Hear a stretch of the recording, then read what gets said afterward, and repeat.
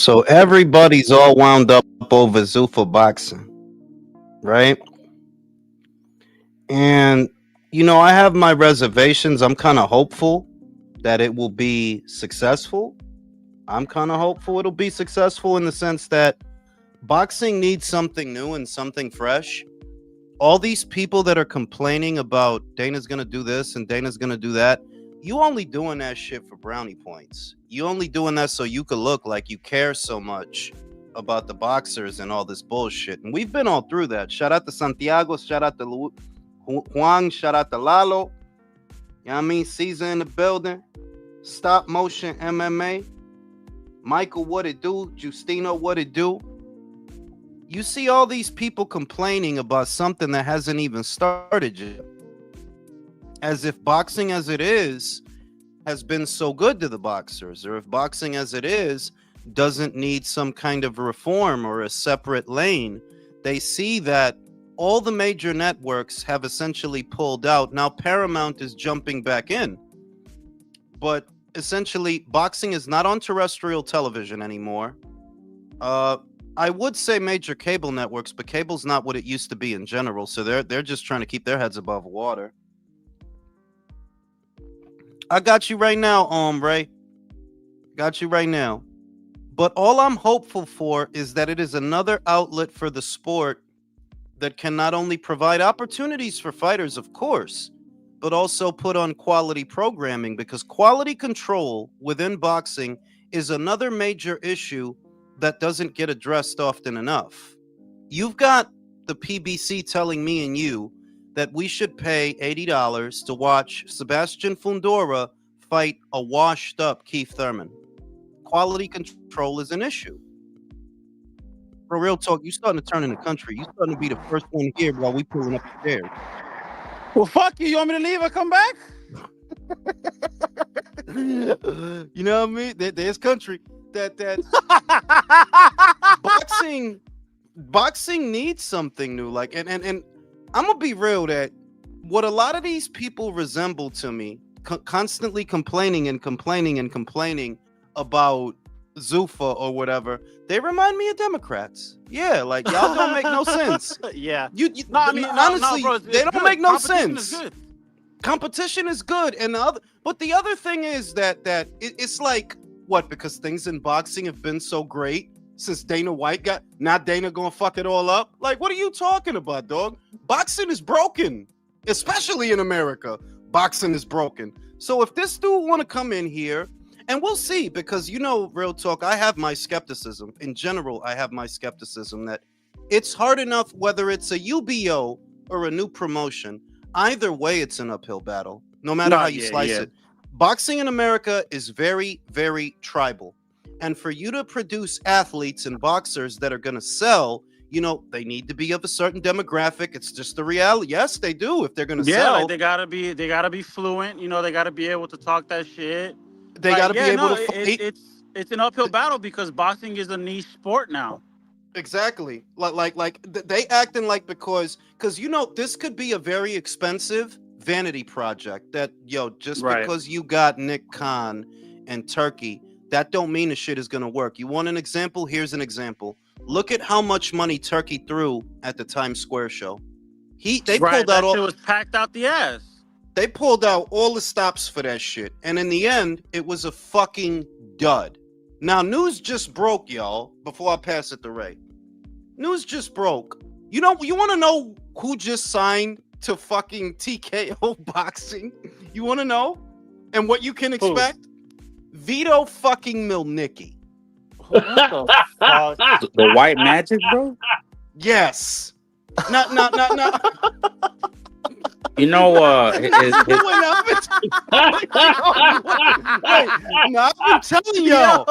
been telling y'all that, like, look, I'm hopeful that it'll be good, just because I want to see something new on television. But you're not going to take over boxing with low to mid-tier fighters. It doesn't matter how much money you have in your war chest. You're still relying on people to want to see this. Undefeated, on a scale of 1 to 10, how much do you want to see Vito fucking Milnicki?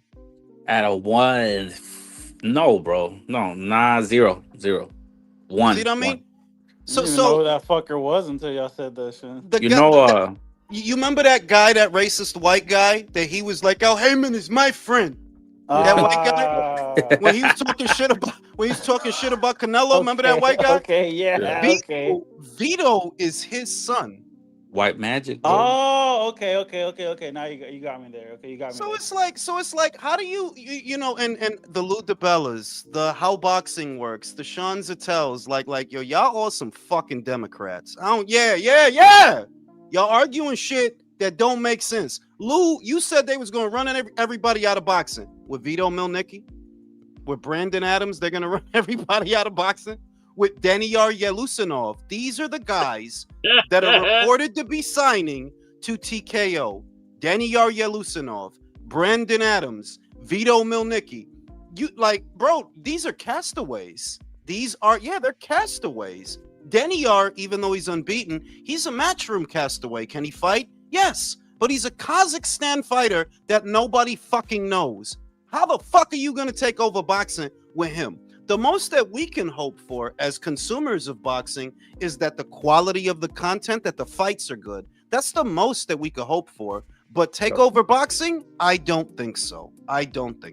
It's definitely gonna take some time because they're starting from the ground up. I love the idea that he said they're going through the ring rankings. Fuck you, Mauricio. Yeah, And like I love that shit. Because the other angle of it for all these, and that is really why I don't like. That's where I draw the parallel between the performative activism that you see in a political party and what you're seeing in the performative activism of these people. Here's an example. You got a guy in Shakram Gayasov. He's been the mandatory for I don't know how fucking long. You have another guy in Andy Hirioka who has to have been the mandatory challenger for the WBA title for at least a year without getting a title shot. This is the way that boxing has been. And you're telling me those guys didn't get fucked over? You're so fucking worried about the fighters? Manny Pacquiao may end up getting to fight for the WBA title before the mandatory challenger who's been fighting in the eliminators and paying the sanctioning fees and winning the fights. He's getting fucked over. So if you're so fucking worried about the boxers, why wouldn't you be happy that you know that there's an alternative, right?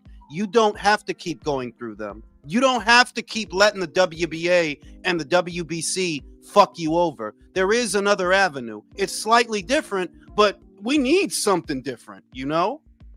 What do you think? You're expecting logical grievances from people who are just illogical people. You know, they don't even know what it is they're actually complaining about. They can't even define a fucking woman like Gooch. Yeah. Yo, hey man, that's fucked up. I fucking hate Democrats. Hey, it was good, Joe. I ain't seen you in about a week or two. Hey, don't be monopolizing the fucking shit. We're talking shit about Democrats. Let's get it. You know I'm on board with that. Let's get it. Ray, what do you think? All right, so first, let me get two things out of the way. One, the whole crying about the Ali Act shit. I do not get it, never got it, and still will never continue to get it. Now, Dana White in boxing.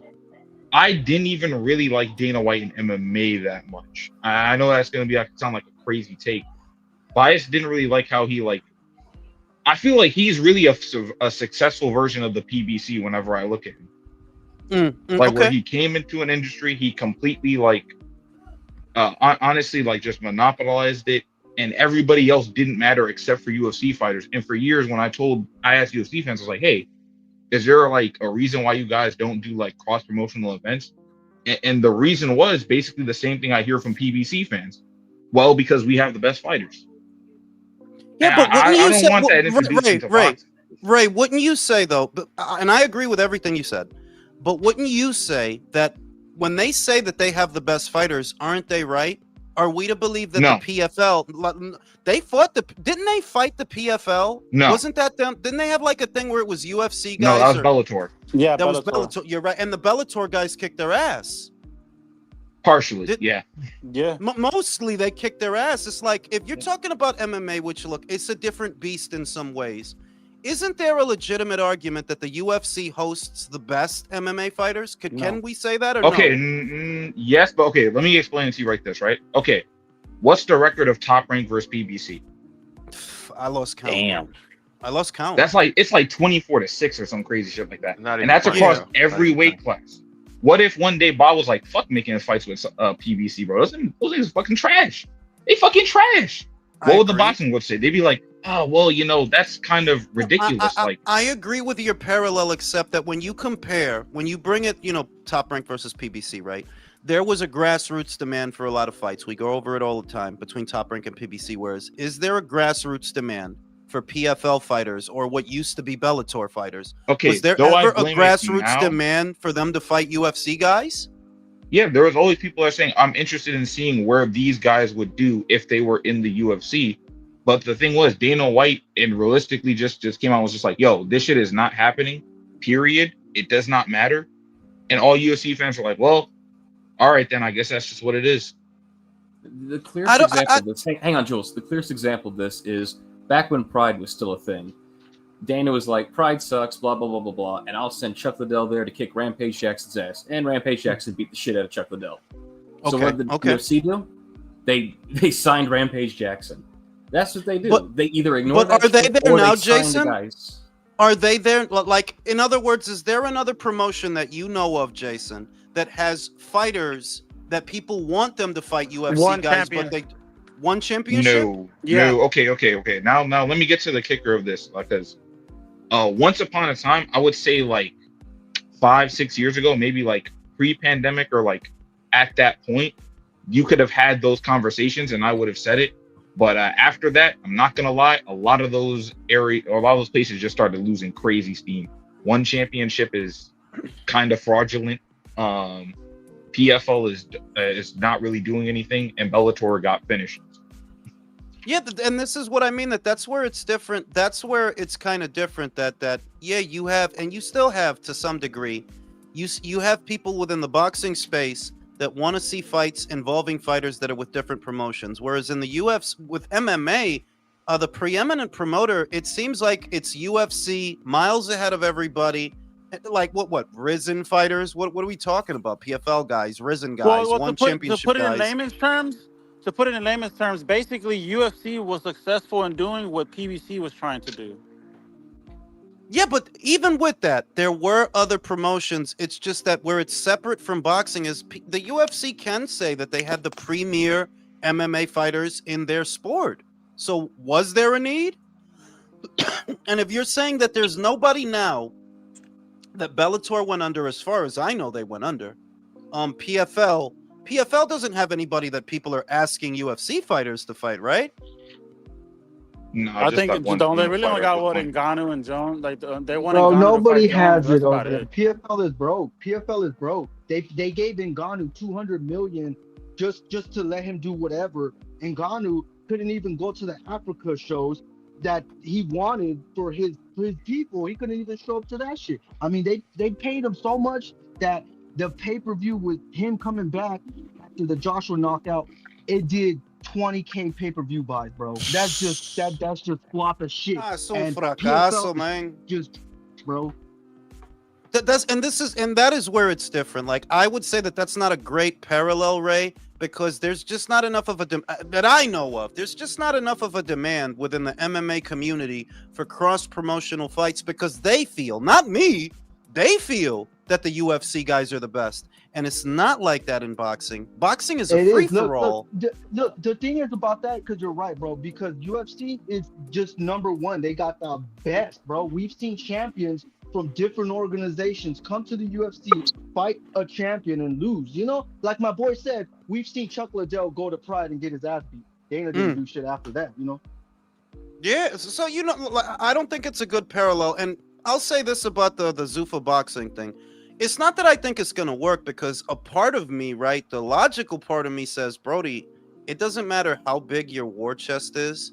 If all you're going to do is deal in mid-tier fighters and prospects, the casual boxing fan, you may never be able to attract them. Not with that. Not with Brandon Adams. Not with Vito fucking Milnicki. Not with Daniil Yelusinov. I already know. Don't be surprised if Mean Machine goes over there. Don't be surprised if Sergey Bohachuk goes over there. Don't be surprised if Madrimov, because I don't even know if he's going to be with Matchroom moving forward. That the most that you can hope for, the most that I hope for, as a consumer, because y'all know I spend money on boxing, is that the fights are good. That's the most that you could hope for. But this idea that they're gonna run the sanctioning bodies out of business and they're gonna replace all the that's bullshit. Boxing is way too big for any one entity to do that, let alone one that only deals in mid-tier to low-level fight. Like, y'all, you're not gonna do it with that. I mean, look at this, my boy. Look at this. Let me tell you this. I mean, it's weird because back then, Pride was the number one shit. Everybody was going to Pride and shit. Nobody was really coming to the UFC.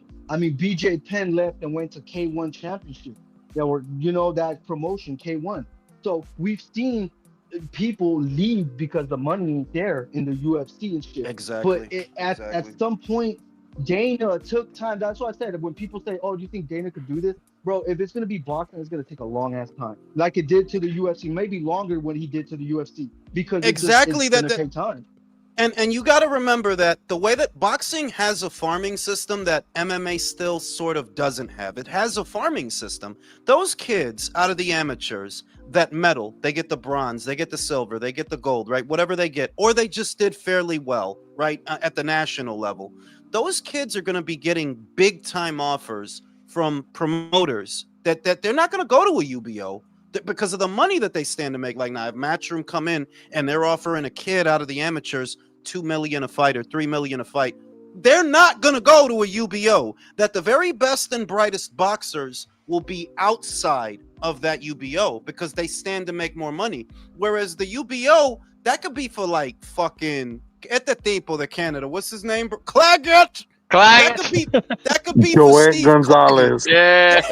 There you go, right? Maybe Joette can finally get a. But here's my thing, Jules. Yeah, that's true. But here's my thing. It's like boxing is tried and true over many a decades, right? And you got the UFC, and it's like, you know what? It's cool because UFC people who came up with UFC, like Jules, people our age and most of the people on the panel, we know boxing before UFC, but people who came up with UFC, they see a dude who's got a little undefeated record, he got a few knockouts, they're enamored. People like us, real boxing fans, like, bro, we ain't giving nobody flowers yet. You got to show me something. Like, hold on, bro. Yeah. Like, so it's tried and true. So, like, you can't just, it's not going to be as simple to put it together like he did with UFC. He took something that was broken. He bought that shit. That shit was, bro, when Dana White got UFC, that shit was garage sale price, bro. You know what I mean? That's how bad it was. Hold on, we got Rachel Donaire in the chat. Somebody drop off real quick so I can shoot Rachel to wait. I can't. Somebody drop off so I can shoot Rachel to drop off, man. You can jump back on though. You can jump back on though. Hey, thanks for letting no me problem, on, bro. Shout out to George. Fantasy fight, Ray Mercer versus shit. You want my honest opinion? I got Ray Mercer in the cage and the boxing ring, bro. Yeah, I got Ray Mercer. Yeah. He's too old school. He's too old school for Shannon, bro. He's too old school for Shannon. That's not a hard pick, and that's not a hard pick. Ray won it. Yeah, Ray won an MMA fight. I think Briggs did a little kickboxing, but nothing extensive. So. Yeah, but Shannon never had the heart that Mercer had. That's the difference. Now, Rachel, I'm going to say that. Rachel, I'm going to say that I do support the UBO idea because it's an alternative at the end of the day. It's just an alternative to what we see with regular boxing. And it's not like regular boxing really looks out for its own. If you look at that kid, Shakram Gayasov of Uzbekistan, he's been waiting for a title shot for I don't know how long. Rolly got to fight for a title before him. Now Manny is going to get to fight for a title before him. Ryan got to fight for a title before him. The old system of the sanctioning bodies is hardly foolproof. It hardly looks out for its own. So if they got a little alternative, and bear in mind, like I've been saying, it's for mid-tier fighters, dog. Anybody who can make any money and sell, they are not going to go to a fucking UBO. Any standout amateur out of the amateurs into the pros, they're not going to no fucking UBO just because they know there's a cap on how much money they can make. But if you're Steve Claggett, if you're Igis Kavaliauskas, hell, if you're a Montestanionis, going to a UBO might be a good alternative for you because they can get you a regular schedule of fights. You know what you're going to make fight by fight, and you know that you're going to face the best guy that they've got. And that's better for some boxers. That might be better because you got a lot of guys, their career gets left in limbo that people think of the pay scale, for example, right? And only the top 2% or the top 5% of boxers are making any real fucking money. And they don't understand that. There are an estimated 18 to 20,000 boxers around the world. What percentage of those boxers do you think are making $1 million a fight? Not a lot. Probably 2%, probably 5%. Probably 300 out of those 20,000. Exactly. So for all those boxers in between, yeah, this could be something that's good for them. We might get some good fights out of it. We might. And those boxers may get the chance to make money that, you know what, not only were they not making it, they were not going to make it. They were not going to be on a major platform. So I'm for the UBO, Rachel. I'm for it. Like, yeah, boxing in America is already broken. This can't be any fucking worse. Well, why do we have to change the rules, though? If they want to put a cap on, like, why can't they just offer contracts to the fighters that they want to sign the way that every other promoter does and put those caps and those minimums into that contract and say, this is what we're offering and this is what it is? Why do we have to go through the government entities to try to do anything about it? Like, it's not like they're not operating under the boxing rules. They were the ones that did the Canelo Crawford as a promoter. So it's not like they don't know how to. So my whole thing is that, okay, well, now let's just say, like, and the presentation that California gave was crap. Okay. All it said was, and the TK and UFC and UFC and UFC. I was like, tell me that the UFC didn't just pass, or Dana White didn't pass you this PowerPoint presentation, because it literally, instead of talking about a UBO in general, it was very specific to them. But what if now, okay, so you have their UBO, right? The UFC UBO. And then now apparently Tom Brown has came out and said that he supports the UBO. Okay, well, now PBC has their own belt, and 20 other freaking different UBOs come up and have all these belts. And that's the main concern that I've seen everybody raise since this became a conversation. But trust me, Rachel, there's only one entity out there that I think will become a UBO in the not so distant future. Aside from them, it's not the PBC. It's none of the promoters. It's the IBA. That is the only outfit I see that could possibly become a UBO. But bear in mind, they're based out of Russia. Bear in mind. So I don't even know that this is not a thing for them. You understand? But yeah, they're the only one I see that they have all the makings of a league unto themselves. Because remember, Sugar Nunez went over there and he had a fight, and it's not even on fucking BoxRec. It's not on Box, like, it's literally not there. Real, that's a big point. That's the only one I see that might become a UBO. But as far as American promotional outfits and just the promoters that we know and love or hate, they're not going to turn into a UBO because it's more trouble than it's worth. They don't have the war chest that WWE is providing, that Turkey is providing. You understand that? There's no reason for them to try to become a UBO when you know that there's more money in doing what you're doing. For you guys, there's more money in doing what you're already doing. There's no need to turn into a league. The need for Dana, honestly, and nobody's saying this, but I will. The need to give Dana his own league, you want to know why? Because he can't compete. He cannot you cannot compete with the established game in town coming into it with fucking Vito Milnicki. Whoa, oh my God. So why don't they just do that? Why do we have to change it? Why do we have to update and reform? The reason I think that they updated it is because it is implied that for Dana White to do in boxing what he did in the UFC, you have to amend it. And they believe, this is what it really is, they believe in him. They believe that if we give him a space, he will yield something profitable. That's why they're doing it. Otherwise, they wouldn't bother. That why should we carve out a lane for Dana White to have a pocket in the sport of boxing? 450 fighters out of, let's say, 20,000. Why should we do this? They believe that through his vision and his way of doing things, he will yield something profitable. Me, Rachel, I'm skeptical, very skeptical. But I say give him a chance because boxing is broken. It is broken. It goes without saying. There is a reason that let's just postulate that Dana weren't doing this and Turkey weren't doing this and WWE weren't doing this. Look at the state of boxing. Every major broadcaster has walked away. All of them. American boxing is hurting. American boxing is fucking hurting. Yeah, but isn't that only just American boxing though? Well, Separately, Ray, there is an argument. It's a separate argument. It's a different conversation. The UK boxing scene is sort of hurting because so many of their great fighters are all tied up in Turkey shows that the small hall circuit is hurting. They're not doing as many shows, and it's a separate conversation. I talked about it in a video that I'm gonna upload after this. But focusing on Dana and this stuff, right? If we theorize that they weren't doing this, right? No UBO, no TKO, no Paramount, none of it. Boxing would still be in the crapper in this country. It would be in shit because it is in shit.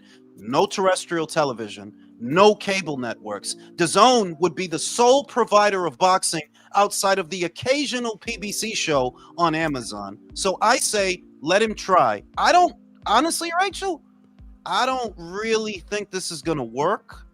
A part of me is like, yeah, I mean, like, you can't take over boxing with Brandon Adams. I'm not knocking him, but I'm being real. You, if these are the kind of fighters that you're going to sign, you're going to be contender on steroids, pro box on steroids. You'll just have a bigger budget, but you don't have the talent. And without that. So what you're saying, Jules, is you think they're going to be a Friday Night Fights type level promotion for a while?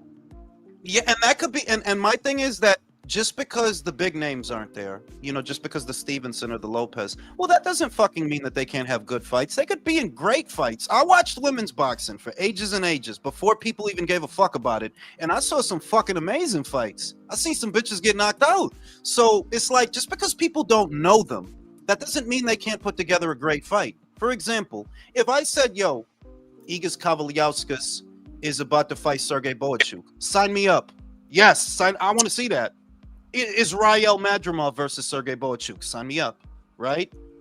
This shit's really gonna be for the hardcores, if we're being real. Yeah, and therein lies the dilemma, real talk. That, well, listen, if the only audience that you can draw is the hardcore audience, you know that's not a big audience. You don't have casual appeal. Without big names, you don't have casual appeal, and this can only go so far. And because there's a cap on what you want to do, right? There are a lot of fighters, really great ones, that are not going to sign to you. Your talent pool will only compete at a certain level, and even like worse. This shit will be to boxing what slap is to UFC. Rachel, I said that this is going to be the AAA league of boxing. That's what it's going to be. AAA league. Wouldn't you call it the quadruple A of boxing, Jules? Because it's literally a step below, quote unquote, the major leagues. Yeah, I mean, like, honestly, like I'm hopeful because I know for a fact that boxing needs something new, though. On one end, you have to look at it on both ends of the spectrum. Does Dana have the best reputation? No. But do the people in boxing? The people in boxing have great reputations? No. Everybody, including Dana, has their warts. Everybody. I think it's I think it's more so like his reaction to it, right? Like, first of all, he said he was never coming into boxing, and only because Turkey's, you know, funding this whole initiative is the reason why he was there. The fact that he was on his phone most of the time watching, like, because he was supposed to be at a UFC event, and Turkey probably was like, you sitting over here, you going to my event, and really had no interest in sitting there watching, you know, the Crawford Canelo fight, like, is telling. And when you are if you're trying to not just do a reform, but not even go through how normal of the reforms take, how long they usually take, 4 years to pass. Freaking the one with MMA trying to get into the Muhammad Ali Act themselves has been for 8 years, still standing, hasn't been passed. This gets pushed through really, really fast. People are gonna, you know, look into it like it's sneaky. Something's that they're hiding something, because why would you need to get pushed that fast?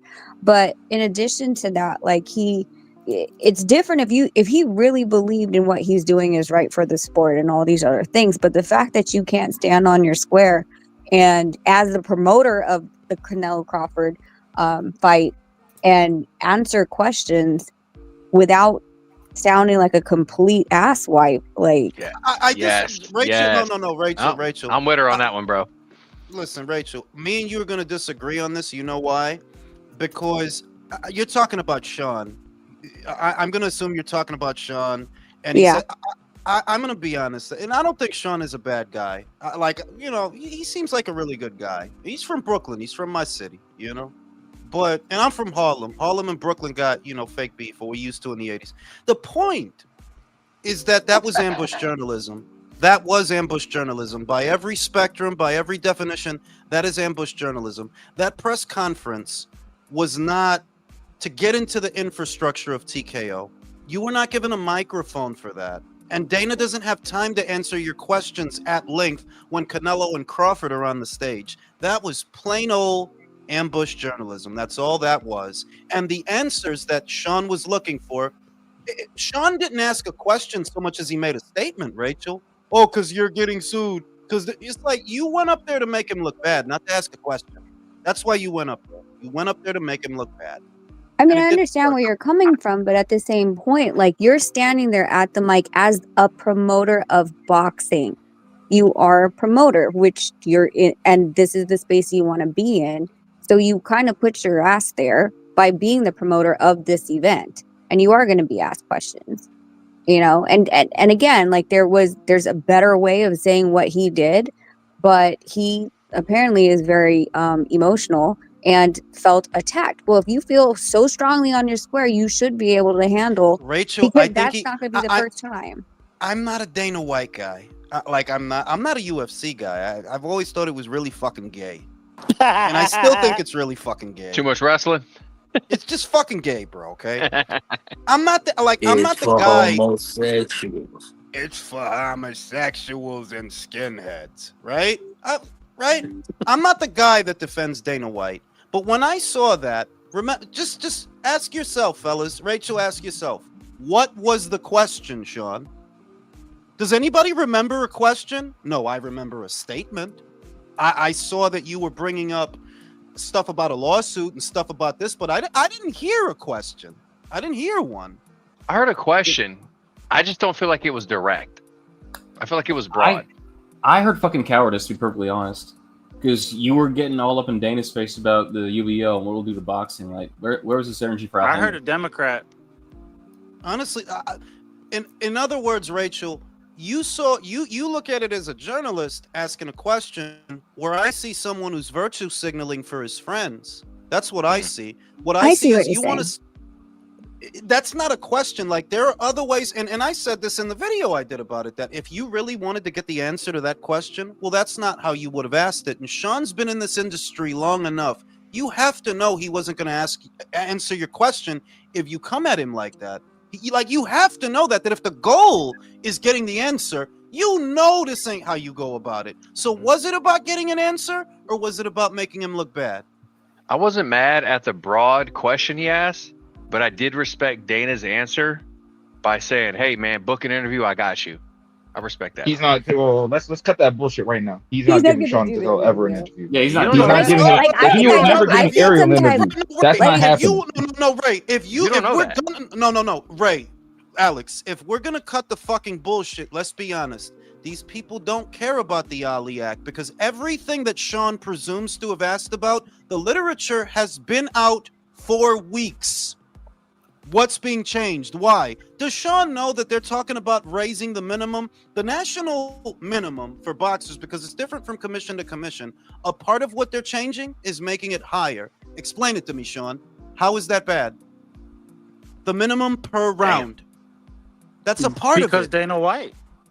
Health care for boxers. Anti-doping subsidized for boxers, because remember, this anti-doping bullshit is still a thing in regular boxing because nobody wants to foot the bill. That shit is expensive. Well, a part of this act is subsidizing anti-doping. So if you really cared about the boxers, and somebody please think about the boxers, you would have read that shit and you would know that. How the fuck do I know that? And I'm not a fucking journalist. Nothing changed. But as far as like the healthcare, I mean, I looked into it. I tried, and I questioned California State Commission in my email, my follow-up, because they only gave us 2 minutes. When it comes to that, you're saying that, okay, well, when they're in camp, okay, they're going to cover, minus the deductibles and all. It's okay. Well, what's the ceiling for the deductible? How much do they have to pay out of pocket? Like, if you're only, 150 150 per round fighter, and your deductible is high, how are you going to be able to afford that before the insurance kicks in? There's so many other questions that sounds amazing, but at the same time, like implemented with all the details, I think is key. Like it sounds pretty, but what really is it? Rachel, I get it. It's not, but I don't expect. This is my perspective. I don't expect them to have all those answers at this point in the juncture. What? They're just getting started. They're just getting started. That this is what they're presenting, though. If you're going to present something to ABC, to the government, to all of these states like California, and you're going to give a PowerPoint presentation, you have to be able to answer these questions. If you say I don't know, like, then is it just you literally could put the deductible at 5,000, and how many of these boxers are going to be able to hit that 5,000 mark before the insurance kicks in? Then was it really a great idea? I get that there are kinks that need to be worked out. I get that. But it seems to me that the boxing world is responding adversely as if everything in the boxing world is cookie crunchy. So let's take away Dana White and his UBO. Boxing ain't got problems? No, we're not saying that. But why would you have someone who has never... How do you change things for someone who has never been here? Like, that's the crazy part. He just walked through the door. And that's what... All right. And what I would say to that is, once again, Rachel, the only reason that Dana White is being given what is tantamount to a crawl space or a pocket within the boxing sphere is because Turkey believes in him and the WWE believes in him. That's the only reason things they got the money and they got the money to back it. There you go. And that's another reason I keep saying this is not going to lead to the mass formation of UBOs across the boxing landscape, because most people don't have the money that Turkey has. I mean, seriously, they don't got the money Turkey has. They don't got the money the WWE has. So don't expect every promoter to make a UBO. That's not going to happen. The only reason all this is being done for Dana is because they see an opportunity. PBC is weak right now. Top Rank is weak right now. No broadcasters are in boxing. So now is the ideal time to come in and do something new. That's the only reason Dana is being given this vote of confidence. Personally, between his reputation, the pay scale, and the fact that, like I said, no blue chip amateur is going over there. I could tell you that shit right now. Out of the amateurs, those kids are going to be offered great contracts from promoters in regular boxing that they will not go to a UBO. The most that this could be is a refuge for hot potatoes, members of the Who Needs You Club, and aspiring boxers who don't have a major promoter behind them. And really, I'm hoping they sign some girls, because that's like Brody. I'm not really in the market for more Vito Milnicki, you know? I wouldn't be surprised. So knowing that, Jules, here's the question I pose. Now that we're already there, now we're already at this place, all right? I'm asking Jules and I'm asking Rachel. I'll let y'all discuss it, because this part of the game, y'all know way more about this than I do. I have an opinion, so I'll tell y'all this. This is the question. So he talked about the Muhammad Ali Act, and you posted it in your video, Jules, that his exact words were, I'm not taking nothing away. I'm just going to add some stuff to it. Yeah. Him just adding some stuff to it. Rachel, Jules, discussion. What do y'all think that looks like going forward? Oh, I mean, this is the thing. With the Muhammad Ali, they're adding stuff to it because it's implied in the act that no one entity, that the act itself is so that no one entity or no one person can operate as both a manager, an advisor, and a promoter. What's being amended, what he's adding is to allow for the existence of a unified boxing organization. That is what's being added, which is separate from one guy acting as all of that. Why is it? Yeah. Why is it separate? Because for you to even form a UBO, you're going to have to tick off on certain boxes. There's certain services you're going to need to be able to provide for the fighter. And on top of that, Brody, let's form a UBO right now, Alex. Let's fuck it. And real talk, he could be the nurse or something, right? We got a UBO, Ring IQ UBO. How many fighters do you imagine? How many fighters do you imagine are going to sign to us now? Like 6, bro. I'm just saying, my question is, what do you think the state of boxing looks like after that? Maybe Country will sign to us if he can get Macho Sasquatcho in the ring. Maybe the lounge lizard. And Rachel, what you say? What you say about that, Rachel? Well, which question? Because I thought you just asked two. What I mean is so the question is, once Dana White's in the boxing game, which he is, his feet are almost solid, and he said, I'm not gonna mess with the Ali Act. I'm just gonna add to it. When he says that, what do you think that means, and how do you think that affects boxing going forward? Well, I don't think he's just adding to it. He's creating his own lane. That's what he's adding. That's supposedly adding value. It's not. Like I said, like with the Muhammad Ali Act, like a lot of the managers and boxers that know what the hell they're doing, that Muhammad Ali Act protects them from making sure that all the monies are accounted for when it comes to that. And when you're going into your next contract negotiation, you can ask for more money because you know what you drew, right? With the caps, I know you guys are saying it's only a couple hundred fighters that make over $1 million. But I mean, like, let's look at it. Like, every single thing that they were talking about in those PowerPoint presentations was ignoring the fact that boxers make more money than UFC fighters, point blank. And so I just think that at the end of the day, like, it's just useless. I think that is it useless? See, you didn't ask me that, Rachel. Do I think it's necessary? No. It's not necessary. No. So we don't need it. Do the boxer not? I would not say that the boxers need it. The formation of a UBO is sort of useless. The reason that I give Dana White my blessing is because of who's behind him. Turkey's not in the business of underpaying fighters. Fadia, Holmes, Fadia. He overpays fighters. And there are a lot of fighters out there who already don't make anything. So I see an avenue. The other thing is, look at the positive. Paramount, who used to be in the sport of boxing via Showtime, but walked away 2 years ago. Apparently, they still wanted to be in combat sports, just not with that promotional outfit. And I see why. There's a lot of wasteful spending. There's a lot of maybe money. Maybe you bring people to the platform. Maybe you don't. Maybe you don't get fucking nothing out of paying for this content because Paramount didn't. All right. So they see an avenue for a cheaper alternative, right? Because that's what this is, a much cheaper alternative to dealing with the PBC or some other major promoter. There's not going to be a single fighter on fucking fucking TKO that you got to pay him $3 million or more per fight. It's not going to be a fighter like that. Question, Jules. Given that Dana White's MO is basically underpaying his fighters in the UFC, right? Mm-hmm. Mm-hmm. Let's say they're successful, they get this UBO off the ground and they're going. Is he going to be able to really cope with overpaying boxers? I mean, given the way, because I mean, a leopard can't change his spots. I mean, Turkey overpays. He's got the WWE backing him up, so there's money there, but he doesn't. He doesn't. No. I would say what I know about this TKO thing is it's going to operate as a feeder system for Ring Magazine cards. These fighters are going to fight in these TKO shows, TKO tournaments, because it's a tournament format basically. And when they graduate, they will graduate to Ring Magazine cards that Turkey promotes. That's the way it's going to be. And that's why they just said it. The only ratings they're going to recognize are the Ring Magazine ratings. So it's not like they're going to be stuck, in that TKO thing.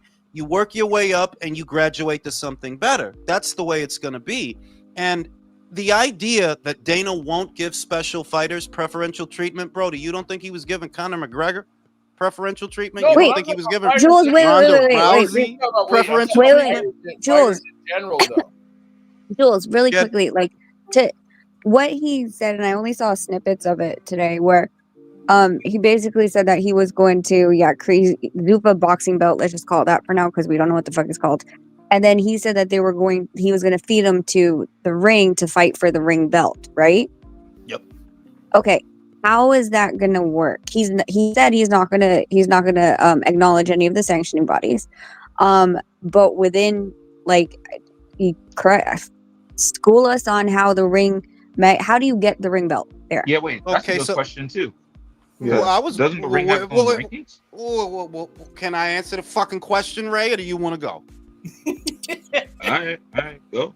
Now, I'm going to say that the answer to that question lies in what weight classes are going to be in this boxing league, because they said months ago that it's not going to be 17 like what we see in this.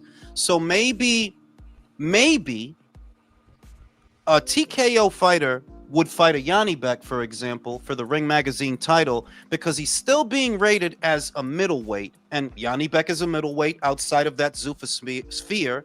Maybe they can fight, and maybe these can be some of the super fights they say they're going to do annually, because remember, they said they're going to do like 4 or 5 3 or 4 super fights. I'm like 4 or 5 or whatever. Like, I don't know how that's gonna work.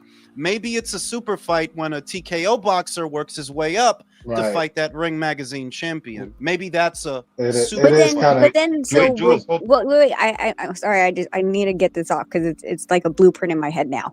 So he's good. They're gonna fight for a ring belt with, let's just say, whoever, Yanni Beck, and he has a belt with a sanctioning body. So does that mean the Zufa fighter is not going to fight for that belt? Does it also mean what also happens to the television rights, because apparently they're going to be on Paramount, but then according to Turkey, he said that there was going to be a DAZN plus system that was the Ring channel, right? That you're going to pay in addition to. So logistically, I'm looking at this like how? Like this, where does this make sense? I'll answer this. Is it convoluted? Is it needlessly convoluted? Yes. But it's not that different from what you're already seeing. When Turkey wants to use one of Top Rank's fighters, right? That's the setup. Turkey wanted to use Better Beef, so he used him. So if Turkey wants to use Yanni Beck, not that Top Rank is doing all that fucking much with Yanni Beck in this example, because they're not. They shipped his ass off to fucking Kazakhstan in his last fight, and they shipped him to Australia in the fight before that. But the basic idea is, okay, if the bridge between TKO and the rest of the boxing world is the Ring Magazine title, right? That's the bridge. That's where they can intersect. You have to imagine that this TKO fighter has already fought his way up the ranks and already graduated from TKO, because what I read is this is going to be like a feeder system for Ring Magazine cards. So maybe that TKO fighter, his contract is up after that. It's a lot of ways that could break down. Like, yeah, he fought in the TKO Kumite, and now he's free to fuck off. I mean, but that's like for the people who are saying, hold on, that's like for the people who are saying, like, what is Turkey doing to help progress boxing? He's doing all these major cards with these major fights, but what is he doing to like help grow the sport? Well, this is it. Yeah. So we have a 5-belt era, or are we calling it a 6-belt era now? The thing is that the sanctioning bodies, the other thing is that what I love about this entire fucking fiasco is that Gilberto's in his fucking tits right now. He was mad at Tom Brown when he said that. And it's like, yeah, they need to feel. He was like, after all the favors we did for them, if he wants to go with TKO, fine. But I gotta see the whole. But that was it though. Like that was part of it. He was a scorn lover. Yeah, and we all know they did plenty of fucking favors for the fucking PBC, right? So like they need to be threatened. Mauricio, Gilberto, I love Gustavo, so I don't got no problems with Gustavo. Like, I love what he's doing at the WBO. Daryl Peebles, I like what they doing at the IBF. Some people don't like the way they do things. I like that they're real fucking rigid and strict because somebody needs to be. Look at what the alternative is. But Mauricio needs to be threatened. Gilberto needs to be. Like, yeah. Y'all acting like y'all bring money to boxing when y'all don't bring shit into boxing. You siphon money out of fighters' purses, and the fighters don't have an alternative. Some fighters, like Kenny Enriquez, for example, she waited 3 years for a shot in the light flyweight division, never got it. Now she's been waiting 2 years for a shot at flyweight, still hasn't gotten it. So it's like, really? Boxing? Dana White is the biggest threat to boxing? These fucking sanctioning bodies are fucking useless. Why isn't Mauricio ordering Fundora versus Virgil Ortiz? Suleiman Sissoko became the mandatory challenger how many fucking months ago? Is the WBC gonna order the fight? You know the answer. No, they're not gonna order that fight. They will leave that motherfucker there for however they will leave that motherfucker there. He won't get a shot. And the WBA ain't no different. Now, can anyone ask me this question? Would a UBO system eliminate the cost of a fighter for the cost for being ranked? What do you mean the cost? I don't know that, but he's talking about the sanctioning fee. I don't know that, but I believe so because it's all in. It's subsidized basically. I don't think there is going to be a sanctioning fee. No, there isn't, according to their PowerPoint presentation. Well, that's more money the fighter gets to keep. You got a lot of fighters, Rachel. You got a lot of fighters paying a lot of sanctioning fees, fighting fucking eliminators for no fucking reason. because they ain't gonna order the fight. And holding interim titles. Leave my interim champion alone. I've been the Bridgerweight interim champion for 5 months. You better back off my interim champion. Fuck. Nobody calls me. No, I can't treat these sanctioning bodies as these fucking sacred cows. Like, look at the WBA. How many fucking champions are there in the WBA? I told you to leave my champion alone. Pick another one. Oh, I'm just on air holding one. Look. No, Nito's the interim. I'm just saying. Is he not the regular? The main ones threatened because this UBO that Dana's forming, I could tell you right now, it's not a threat to Matchroom. And then no, you're operating on very different wavelengths. It's not a threat to really any of the major promotional outfits out there because you're operating on a different wavelength. What you're settling on are castaways and hoping that people will watch it if the fights are good, right? The main ones that are really threatened by the presence of a UBO, it's not the fucking promoters, it's the CD managers, it's the fucking sanctioning bodies, which are tantamount to CD managers, and their backdoor deals with other promoters that, okay, they're phasing them out. And I'm like, no, I want to see what it's like if Gilberto don't get to do shit and Mauricio don't get to do shit. So I say, yeah, I'll give this UBO a chance. I don't know if it's going to work, Rachel, because like I said, you can only get so far with mid-tier fighters. You're like, yeah, I mean, like you're right though with that. As far as like there are boxers that are out there that have never touched 750 and they're world champions. You know, so for them, like especially if you came from a country that doesn't have any TV for your fights and things like that, and your ceiling is pretty much capped because of that, they'll be able to make money that Nonito Chocolatito, Leo Santa Cruz, like that, they all made those earlier and started earlier in their careers. But these guys who haven't been there yet and have the chance to make more than what these normal guys are. Let's for example, Puma Martinez. Do you remember when he had to fight Jade Burnett in a purse bid, and the purse bid was $25,000 and they had to split that? Rachel, do you remember when Yanni Bek Alimkhanalai, a unified middleweight champion 2 fights ago, $351,000 was the winning bid. Out of that, he gets 75%, right? That tells me, yo, dog, this guy would have made more money boxing in that UBO. He would have made more money being a champion boxing in that UBO than holding not 1, but 2 alphabet titles. And this is what I mean, that for the Igis Kavaliauskas, for the Sergei Boachuk, for the Israel Madrimov, the Amantis Stanionis, for all of those Eastern Euro fighters that they come here and, they very few of them get to make any real fucking money, right? For a lot of those guys, yeah, this might be the answer. It's just that, well, like I said, boxing in America is typically very tribal. The American boxing fan is highly xenophobic. So the idea that Dana White is going to take over boxing with these guys, I don't think so. Yeah. I just hope the fights are good. I just want to point out real quick. Wait, Virtuoso, I have to say this. I'm going to take a piss. Go ahead, man. I have to say this. I saw his Dana White's latest interview with Brian Campbell, and he doesn't seem all that ready to compete with Eddie Hearn, because I just feel like Zufa Boxing right now is in its experimental stage right now. They haven't fully formulated their roster. We don't know what it looks like for now. So, it's something that might be done in the future, but for now, I don't think it's going to happen. I mean, how fast, if you only have 6 fighters, I don't know who said 6 fighters, but if you have 6 fighters in a bunch of weight divisions and stuff like that, how fast can you get to a world championship status is my question. I know, right? You only have 5 other people in your division that's in UBO, then okay, shoot, I'll go from 0 to Rachel, from what I heard is that with this deal, they saying that this is going to be more like the Contender, they're going to look for people that are going to compete, and for future events. I mean, they only have about 12 shows to promote. So so right now it's all about development right now, and they pretty much have to look for new talent through the amateur system. I mean, they have the money to do so. I mean, the Olympics is coming up in a few years, so you never know.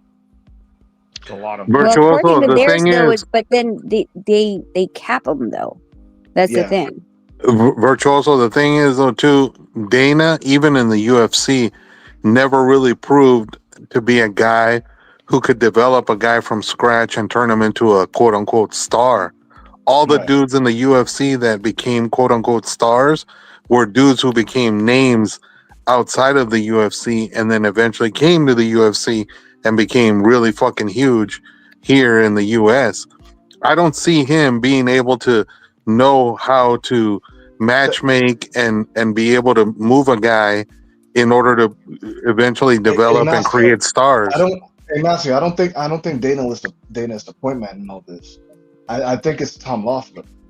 Tom Loeffler is still working with Dana White. After all, he does have a promotional deal, actually a platform deal with what is it, UFC Fight Pass with 360 Yeah. Promotions. So yeah, I think it's in some capacity. I think Tom Loeffler is going to be looking out for that type of, is going to be in that department. Well, that would make more sense than letting Dana be the fucking point man. Because to be honest, I don't see that dude being able to develop guys in order to quote unquote make stars out of them. You need a guy like a Loeffler to do that. In reality, Ignacio, Dana White is just a promoter in the UFC. The president title is just a figurehead. He still has bosses. All right, Well, so I mean, he had the Fertitas originally, and now it's fucking like what's it called, William Morris or whatever the fuck they whoever owns the company now. Yeah, those are his bosses. So, Hey, Rachel, how's Nonito been? I haven't seen him around at all lately. You haven't? He was on the MVP. he was on that card over the weekend, country. Well, Yeah. I missed it. Wait, did you see the Pro Box card? No, the Nonito works for MVP. No, I know that, but I was talking to country. Did you see the Pro Box card? I saw parts of it. Yeah, same here. It's pretty good fights. Oh, that's what's worried about this TKO shit is the guys who are handling Pro Box. I like Pro They'll be Box, fine. man. It reminds me of the old Tuesday night fights or whatever, man. They got good That's fights. what I hear a lot. Yeah. I don't like that they've been trying to well, I guess since there's nothing on TV now, it doesn't matter. But when there was, I kind of didn't like that they were putting a lot of their stuff on Saturdays. And it was like, you're putting a kind of a fun card, but a much smaller card on a Saturday where there's, a top rank event and a turkey event the same exact day, going on at the same exact time. The problem is this, though. Sometimes, not all the time, but sometimes the Pro Box cards ended up being better than what that the was big not boys often. put That on. was not often. I'm gonna be real with you. That's why I said sometimes. I didn't say all the time, but sometimes. But it's like, I wish they just could have kept it on a Wednesday, because I think was it Thursday night fights? Wednesday. Yeah, it was like, that was just like a great time. Like, I would just I know the week's coming. I'll be like, I got my Pro Box card on Wednesday, and then I have whatever fight is on Saturday. Shit, maybe ESPN throws in a fight on Friday for no apparent reason. They switched that one fight up to Thursday for some reason, but normally they're always on Wednesday nights. Honestly, Pro Box should have been scheduling cards when they knew that the other promoters weren't scheduling cards on Saturdays. That would have really helped them out, because they would have had Saturdays all to themselves. Because how many fucking Saturdays throughout the year do we not see any cards from the major promoters? I mean, now it's more for obvious reasons, but yeah, I know. But what I mean is, they should have been doing that. When they knew guys like PBC, Top Rank, Golden Boy, none of them were doing cards. They should have been putting on cards on those Saturdays. No, I mean, as it is right now, the promoters freaking do the same shit all the time too. When was it? It was a Matchroom card over in Texas with Bam, and then it was Pacquiao versus Barrios. Yeah, but that's okay though, because those are two big promoters. Again, it's no disrespect to Pro Box. Again, I really like their fights, but it's okay. Pacquiao versus Barrios, Bam Rodriguez. That's like a hardcore fans we know these guys. And then Pro Box card with guys you probably haven't heard of. Well, that's why MVP does their prospect on Fridays. That's what I was about to say. Fridays is a prime spot for like fights to be on, man. Like they need to put more fights on Friday nights, man, because there ain't nothing going on. People aren't really talking online. Fridays are wide open, and that would be cool because and the good thing about this is that that I consider it a good thing. I guess the major broadcasters don't necessarily view boxing as bad as I thought because Paramount came back. Apparently they did want to be in combat sports. They just wanted to. That was my bad. Sorry. What the fuck are you doing, though? I just dropped the controller. Relax. All right. Well, you could play Mortal Kombat on somebody else's lap. He was playing. Shut up. It's good that Paramount is back. That's hope. That's hope. The Paramount. Remember 2 years ago, like, we don't want that PBC shit. We out of here. You know what I mean? And that was bad. So if this can spark some kind of interest to bring a major broadcaster back to boxing, I would say, that's a good thing. That's a real good thing. Now, I don't really know. I don't know how many people even have Paramount. I know that I have it, so it's a seamless transition for me. If Zufa has a card on, I'll give it a try. If it's a sack of shit, it's a sack of shit. If it's good, it's good. But like I said, who the hell's tapping on their mic? That's fucking Virtuoso, I think bro. that's a dude blowing up right now. I'm muted. That's fucking Virtuoso, bro. He's fucking ironing his pants for tomorrow. Shut the fuck up. But I wanted to say this earlier when it came to the what's it called? I wanted to say this a while ago when it came to like potentially them coming and fight for the ring title. That shit just I thought about that before, and I don't know, that kind of like rubs me the wrong way where it's like you just talked about these being like lower level guys, right? Mm-hmm. And I don't know how much fights like you can really have to where it's like, yeah, man, you earned a shot against the guy that has a Ring magazine and probably some other titles, and Mm-hmm. we just complained about PBC fighters cutting the line. Is that not the same thing? I would say that because I'm accepting of a TKO fighter, for example, fighting for a Ring magazine title, because I'm of the opinion that TKO fighter might fight on a more active, regular schedule than somebody outside of TKO. How many guys have you seen get a title shot they didn't even fucking deserve? Rolly is WBA champion, having not fought a fucking welter. Wait. But that's not a good No. Let me finish. You got a guy in the welterweight division who never fought a fucking welterweight, and he's got a title as a welterweight. He is a welterweight champion. A TKO guy fighting for a ring belt is the least of my fucking worries.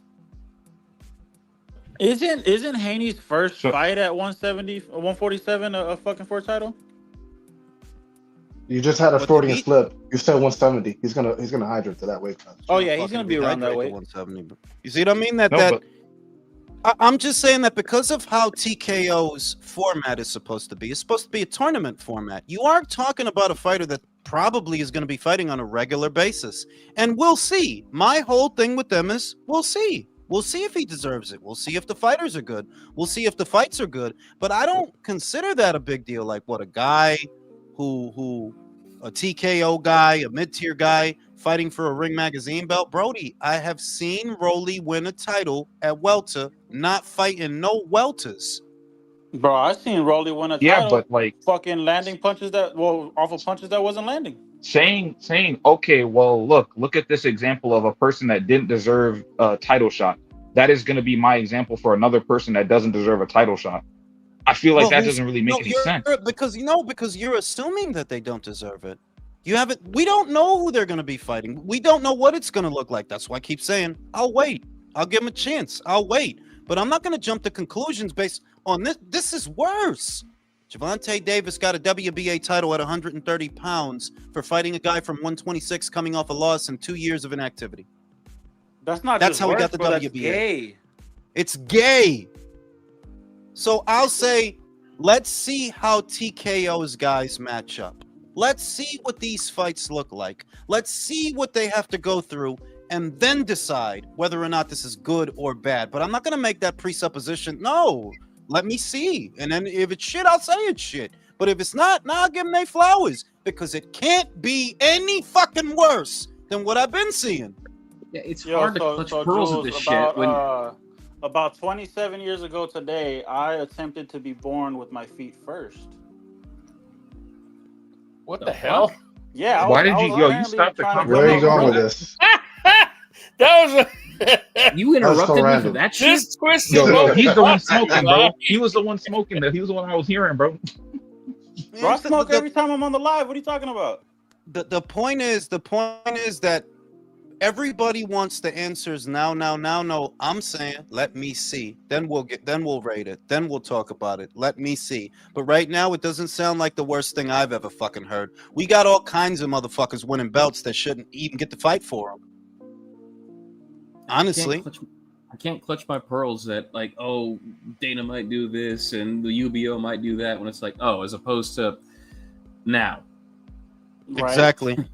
Edward, let me answer to Edward. Edward, TKO is Zufa. It's the same thing. It's the same thing, different name, but it's the same shit. TKO is Zufa. So it's the same shit. No, okay, because I kind of got confused too earlier, but I just assumed it. Zufa has been Dana's like pet name for boxing. It's been his I'm going to get into boxing project for better part of 2 decades. And the only reason he's getting and just cocaine dealer calls Rachel pointed it out already. The only reason that he's finding a lane to get into boxing is because he's not the financier. Turkey is. WWE is. That's the only reason this shit got motion. Because without that, and they're not going to say this. I know Dana's not going to say this. You couldn't break into this market without them. It's too competitive. That's fact. You don't have the reputation. You don't have the know-how. You don't have the fighters. The only reason you're getting somewhere now is because somebody else is paying for it. It's the only reason you're getting anywhere. And even with that, like I said, this could turn out to be a highly expensive vanity project. Pro Box on steroids. Contender Series on steroids. Bigger war chest. The Ultimate Fighter on steroids. You know what I'm saying? If all you're gonna have is Melnicki's and Brandon Adams is Brody, I don't see that shit getting a lot of motion. I don't know, bro. I'm pretty optimistic about it, bro. I think. I hope it's good, bro. Because if it's good, then I get to watch that bullshit, and I get to make content about that bullshit. If it's good, all I'm saying is lay the groundwork to the amateurs. The only way I see this as a W is if they are basically the Americans' version of the IBA. If that's the case, I have no problem with it. But if not, then. And the IBA had some pretty good fucking fights too. That fight between Sugar Munoz and Rakhimov, that was the IBA. That's why it's not on BoxRec. But it was a good fucking fight. It's a good fight. So I say give him a chance. I'm gonna give him a chance. And as far as all the pearl clutching and virtue signaling, like I said, dog, boxing is pretty fucked up already that you shouldn't have waited till now to start asking hard fucking questions. Don't turn into a journalist now when it's fucking convenient. Bro, I literally took a picture with the guy who wanted to see the books, from PBC when they gave him the no guarantee. Real Talk's having an orgasm. Ew. Yeah, he thought nobody heard that shit. Okay, also. Fucking orgasm. But yeah, man, what the fuck you expect, bro? It's my birthday. Boom, boom. Stop trying to get us to sing you happy birthday, bro. Okay. You see that shit? He's been trying to do that shit for 5. It's my birthday, right? Can y'all sing? You know what I'm saying? Yo, listen, somebody. Feliz bro, it's my birthday and I'm spending yourself, it with bro. you fucking losers. Yo, listen.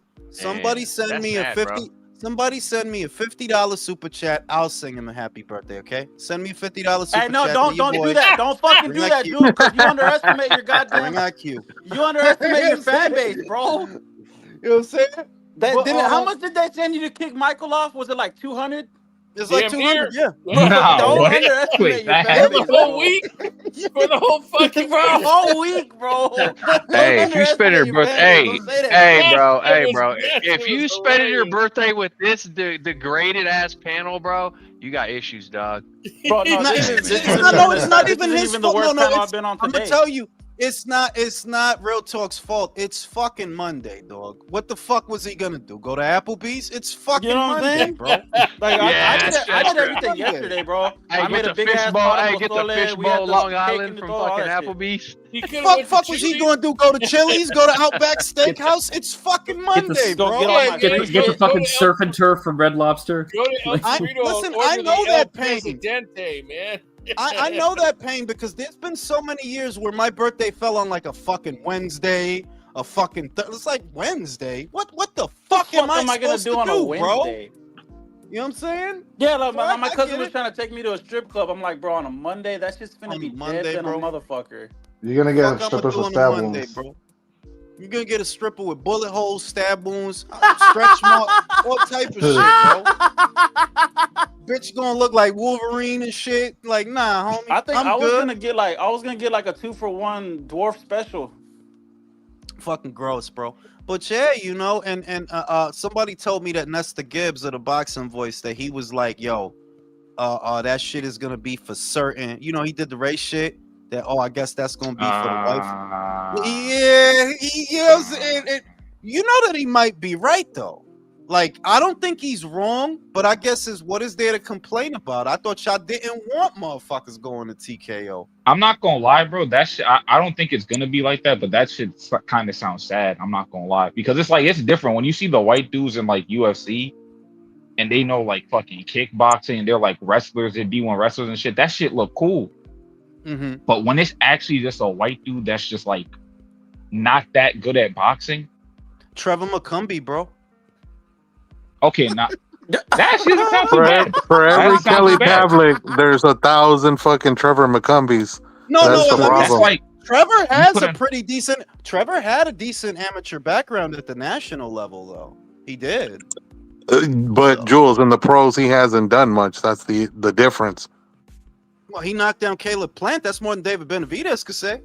No, I know, but what I'm saying though is look at what I'm saying. I said for every Kelly Pavlik, there's fucking 1,000 Trevor McCumbies.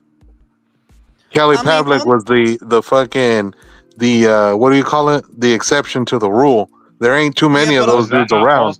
No. See that? No, and this is where I call bullshit.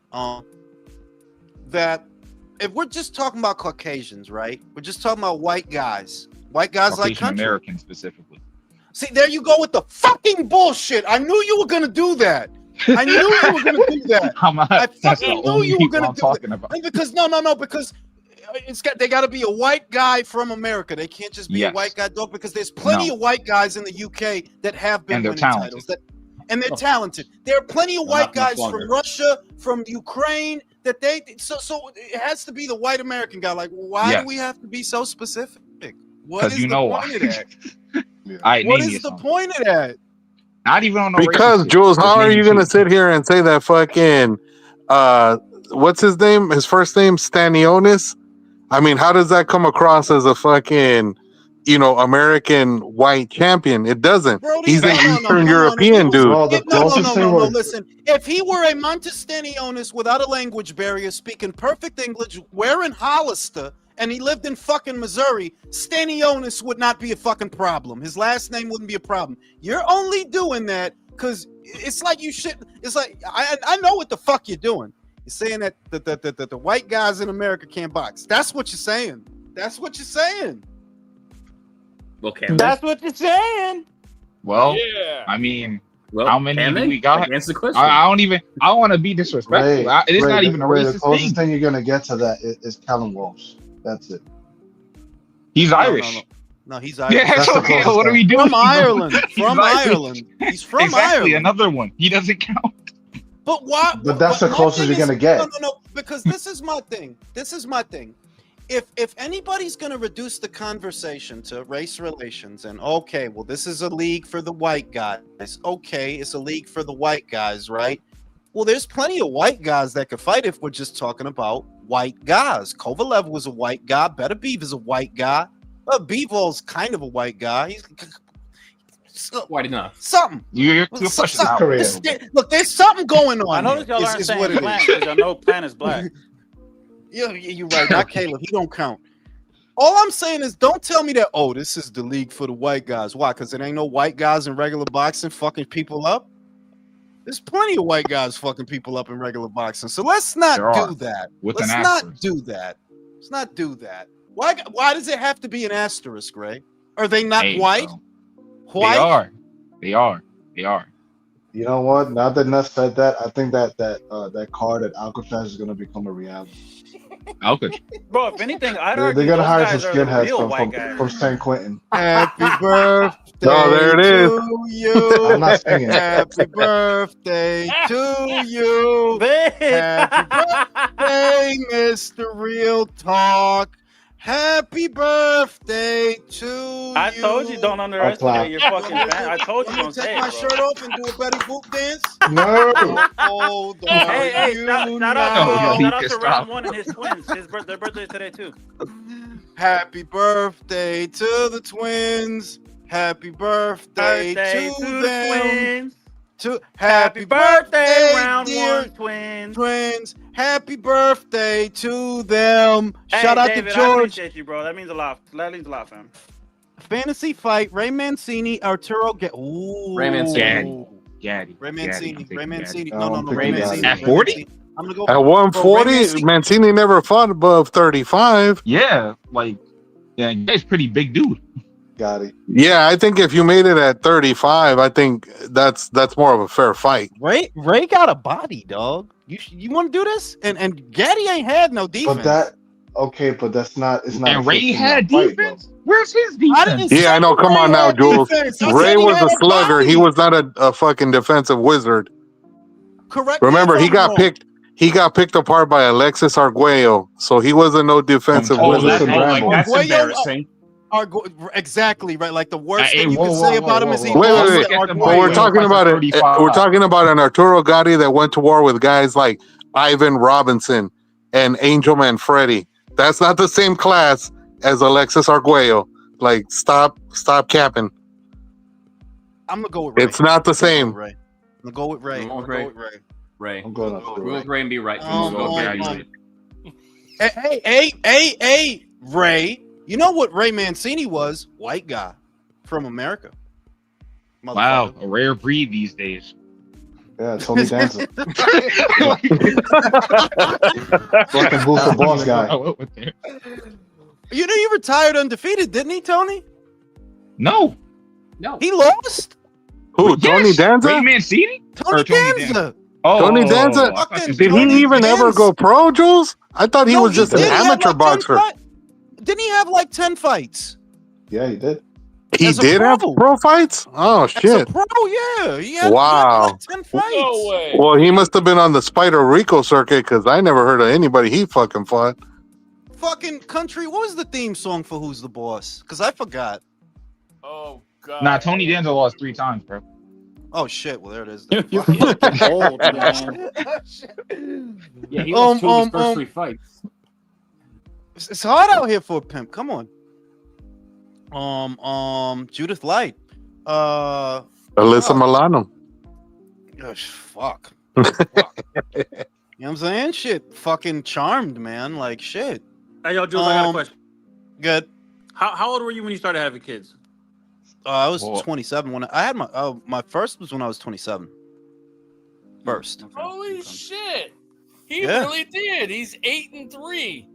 With he KOs, fucking he fought. got knocked out twice.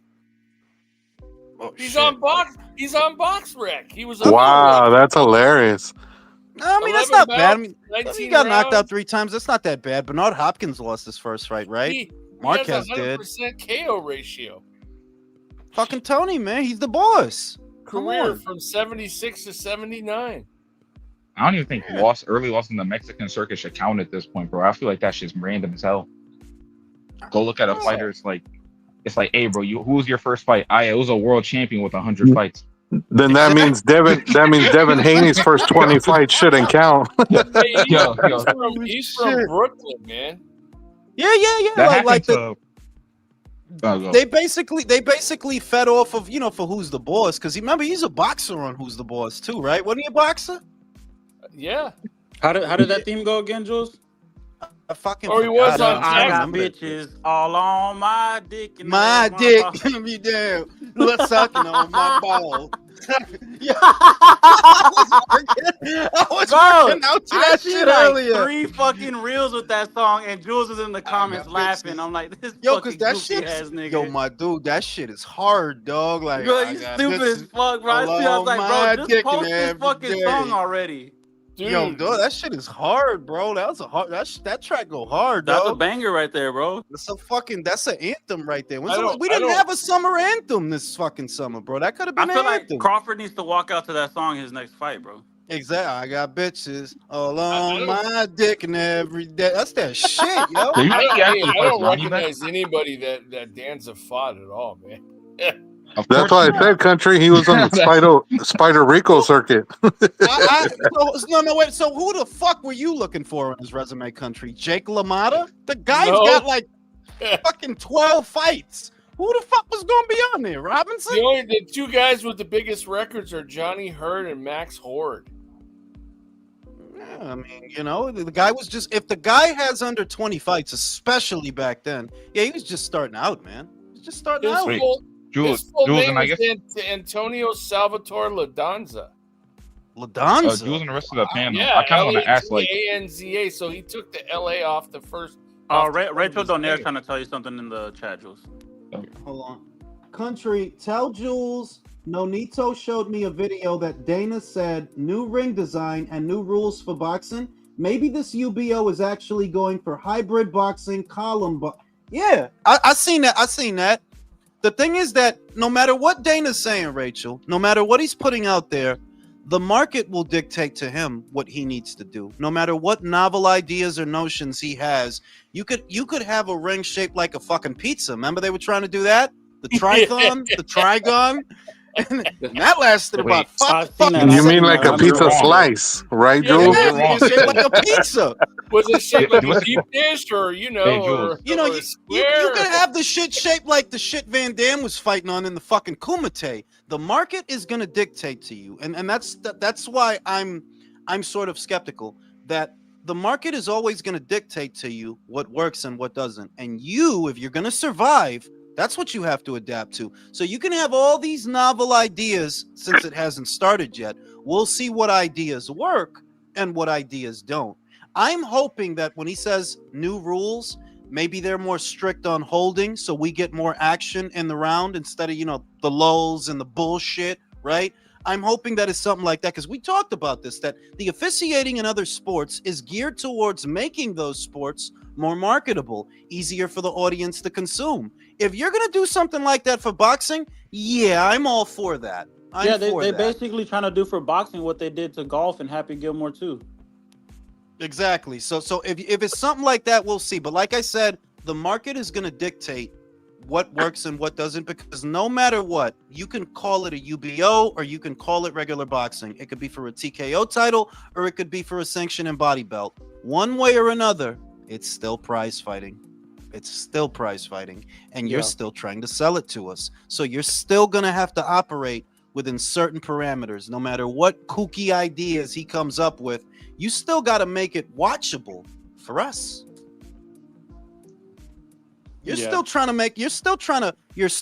to develop a star, even though you say that, we're only going to focus on prospects, or we're only going to have mid-tier fighters. Yeah, but you expect them to sell, don't you? What are you doing? You putting out boxing matches and you don't want anybody to buy tickets? You don't want people to watch it at home? You are still more or less a slave to those parameters. It's still prize fighting, and this is still a business. You're still trying to sell a product. Yep. Even if it's away from the WBA and away from everybody else, Brody is still prize fighting. It's still prize fighting, and you still got to make it watchable. So we'll see what he comes up with. But like I said, you see that Pro Box has good shows, right, country? The Najee Lopez fight was a decent fight this past week. Yeah, it was. It was a good fight. But how many people do you think watched it? Right, that's what I was gonna say. Like, you got to put into perspective that Outside of the panel, probably like 200. And now you're trying to make a niche sport within an already niche. sport. There you go. Real talk, hit the nail on the head. A niche within a niche. A lot of those fighters are not gonna like. I want completely nude ring girls is paramount, bro. You don't have to worry about the censors. Hell The only thing yeah, I I'm do worry down with about though is that. like This who's the fucking sell dumb to this? son of a bitch. Is the only thing I do wonder, because it's like on one hand it's like we've already seen the reaction. Hey, even though you've been clowning them, a decent amount of boxing fans have had like an adverse reaction to this, so a lot of them are probably not going to want to watch this. And then Well, then when it comes to the UFC fans, they still hate boxing. Listen, when it launches, I'm not saying that it's going to be a success because I'm very skeptical. Though I do believe when it launches or the first couple of shows, a lot of the critics and a lot of the naysayers are going to take it in to see what they've got so they can criticize it. Remember, everybody's criticizing Jake Paul versus Gervonta, but everybody's going to watch it. Same people criticizing it. Now, with this thing, when it launches next year, I anticipate a lot of people are going to watch the first one to see if they like it, to see, or to talk shit, to root for it to fail. Right. I do A believe lot they're of going to hate watch watching. it, hate watching, but long term, it will then we'll get a real barometer for where this thing is and how Like a far. solid year or two type shit. There you go. Because yeah, at first when they do that first one, yeah, people are gonna watch it because they're gonna be curious. They're gonna be like, well, let's see how trash this is or how trash it ain't. Yeah, it'll be like basically the first year we'll get, the initial run, and then the second year will be like, well, did the metrics go up or did they go down? Exactly. And once again, I'm skeptical because just because Turkey, and I started off the show with this, I said it, the real talk. Just because Turkey throws a lot of money at it, don't mean it's guaranteed to succeed, because they threw a lot of money at that Times Square show, and that was dog shit. Yeah, that shit was trash. The show was dog shit. So just because you got a big war chest and you throw a lot of money at it, that don't mean that shit is gonna work. And boxing fan, remember, all of this is American shit. This is not global boxing shit. This is American shit. All right, you're relying on the hardest audience to please, the most difficult audience in all of boxing. If you'd have a better shot doing this in the fucking UK because they have the white collar circuit. Yeah, like, if I could make like a loose comparison, it's kind of like, yeah, you can have all this money. That doesn't mean you'll know what exactly to do with it. It's the same way how, like, look at Devin Haney. Rich he has motherfucker, all that money and look at how he's lanes. Yeah, exactly. Like you can have money, but you don't got no game. Whereas a motherfucker with a t-shirt and a couple of one-liners, he might get all the pussy that day because he's fucking. Yeah, bro. Funny. I used to get pussy with no fucking car. With right? I got Uber to pussy. Like it's all in the game, You get bro. to a bitch house. You get to a bitch house on a fucking skateboard, bro. You know what I'm saying? Bro, I'll pop my bitch ass on the bus quick, bro. Like, if you got game, bro, it's there. So the idea, like once again, I'm curious about how this is gonna be. I'm very curious about how this is gonna be. But I am optimistic because to the point that country often makes Pro Box be having some good fights. With the little budget they have, they be having some good fights. Yeah. So maybe TKO, maybe they could be like something, maybe a little cut above that. I'm going to give them a chance. But like I keep saying, it's not a guarantee that this is going to work just because they have money. That's not a guarantee. This is the most, by and large, xenophobic audience, xenophobic market in all of boxing. And off top, listen, what moves the needle in America to sell is Mexican-American fighters, bro. Mexican fighters and Mexican-American fighters. If you don't have a proliferation of them, you're already getting off on the wrong foot. I'm sorry to tell you, like, yeah, you are. Those are the biggest consumers of boxing in this country at the moment. And they have been for the last 10 years, the biggest consumers of boxing. You got to cater to your audience. And I don't even know that you can do that. I don't even know. You're right. The direct they pipeline. They need to take that to careful consideration, Because just giving it to just Americans, like white, like Ray said, like white guys or black fighters that think they're hot shit, that they expect to get paid, 7 figures, then it's not gonna work.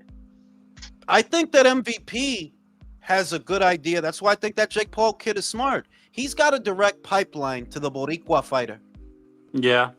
He's got a direct Amanda's pipeline. getting them there. Amanda, because he's based out of Puerto Rico, and I already seen they signed a couple of Puerto Rican kids, right? Young ones, right? That and you need to do that. Like, and I've long maintained the gateway to Mexican boxing is through Fernando Beltran. If you want top-notch, top-tier Mexican talent, you need to go talk to Fernando. And I don't even know if you can, because that's top rank. They fuck with him. How the fuck you think they got Navarrete and Rafa and all these fucking people? That's the direct pipeline to the Mexican boxer. And if you not gonna have something like that set up, like I said, I don't know, homie. We'll see. I'm gonna give real you a shit. chance. Like real rap, bro. Like you were probably one of the first people to like realize Jake is actually a lot smarter than he pretends to be, and he is. The motherfucker's a lot smarter than he pretends to be. Hey, Jules, you know what Pro Box has that's very, very much similar to what USA had, and is aside from the good fights that makes it really good, is they got that element. They have the good fights, but they got that element of surprise that pops up from out of nowhere in fights. Well, that's a byproduct of the fights being evenly matched. You know how many times we fucking go live for a card and we know what's gonna happen? Yeah, like the whole fucking card is basically predestined. That's what Pro Box has, though. That's why it reminds me of the old USA fight night, because it has that same surprise element to it. That makes it so great. Shout out to Rachel. That's true. That they do fuck with Matchroom, but I'm just thinking that all of this stuff about Zufa Boxing really pertains to the American market, which is a very unstable market right now, highly xenophobic, an audience that is very difficult to please, and what we know with an absolute certitude is Mexican American fighters move the needle, and if you don't have a proliferation of them, I don't know, homie. I don't know. You want to know You want to know an example of that? Go back to the fight card, the undercard of Spence versus Crawford. Go look at that undercard and look how much Mexican talent they packed under that shit. Trying to tell you. You got to cater. If you're catering to an American audience, then you need to know that. You need to know that. So maybe if I'm Dana White, maybe I need to go talk to Marv at Marv Nation, because he has a lot of Mexican American fighters and he does a lot of shows on the West Coast. Granted that they're low level shows. Dana, you fucking with low level fighters. So you know what I mean? Go talk to Marv. Go talk to Tom. Who is that matchmaker for Golden Boy? Because I saw him on the Michelada time. Right. He's a manager now? Roberto Diaz. I think he's a manager now. I don't think he's matchmaking anymore. I think he's a manager. Roberto Diaz. Yeah, I think that's another one they need to talk to. You need certain shit to make it here, and you already see how it is. That look at everything we've covered in this one live. How many moving fucking parts there are to trying to make it in America, right? Matchroom had a hard fucking time, and they were established, and they had a hard fucking time. So Dana, right? Dana, what you working with? Yo, the shit sound good. I'm gonna give you a chance. I'm gonna see what it do. But like I said, if all you gonna have is fucking Brandon Adamses and shit, I don't imagine you can get very far with that shit. I'll be back exactly because the fan base here, it's like a bitch that wants money. It's gonna be hard to please. Yeah, it's gonna be hard to please them if you have a bunch of guys who have no vowels in their name. Yeah. As soon as they see like multiple vowels, they get scared and shit. Like, no, he's not American. I don't want to root for that. I don't care, man. I think the tribal shit is what's holding the sport back. Pretty much. What's holding the sport back? That's really just America, though. But yeah, pretty much it. Particularly here, yeah. What's holding the sport back is the same thing that's been holding it back for a while. Inactivity. Mm-hmm. Like if you're not out on the screen on a regular basis, you'll be lucky if I remember your fucking name. Right. Like, why was Navarrete such a big deal, even though he was fighting a bunch of, I won't say trash, but like B-level competition when there were better opponents out there. It was a steady diet. It felt like it was a steady diet. But now that they lost their rights, they haven't been re-signed. They haven't been signed to a new network. Where are they gonna go? Still, I keep hearing Stars, but I don't hear no announcement with regards to that. It's Stars because that's where their library is right now. They got their catalog, so it's going to be Stars. I mean, it's gonna be hilarious if it's not, but it's going to be Stars. It's just working out the details, I guess. Something about a merger with WB, I think. Oh, with Warner Brothers Discovery. Yeah. Oh. That is interesting, though. So that's apparently what's been the big holdup. Yeah. It is going to be interesting, though. I mean, if that's the case, what if they put it on HBO Max? Then all of a sudden HBO Box is back. HBO Box is back, baby. Yeah, let's go. Like, Let's sign Max Kellerman to regale us with the story of the fight. No, it's not. Let's. Yeah. Fight. No, I'd rather forget Max. I'd rather get crying ass, Jim Lampley, so I mean, my God, that man's been back 5 minutes and everyone already wants him gone. Yeah, I mean, it's like the way he just came back, it's like it's just to glaze Dana White and the whole business model, which I can attest that, yeah, I think boxing needs something like that in order to revive the sport, particularly here. But dude, they haven't even done anything. Like, just calm down. Oh, dude, when Rachel was talking about Dana just announced that it was going to have their own belts, their own rules or whatever. I went to see where he said that, and in an interview with Max Kellerman, nope. I'll wait for someone else to watch that and summarize. Thank you. What? I ain't about to listen to Max Kellerman talk about how shiny and cock-like Dana's fucking head is. Yeah. Oh man. Good Lord. Yeah, I just haven't been able to watch the ring, those shoulder programming thing. I just want to watch the fights, I can't stand. Like, it's not just Max. It's Coppinger. I can't stand. So like, dude, like, this is him with a shit-eating grin, and just having these casual takes.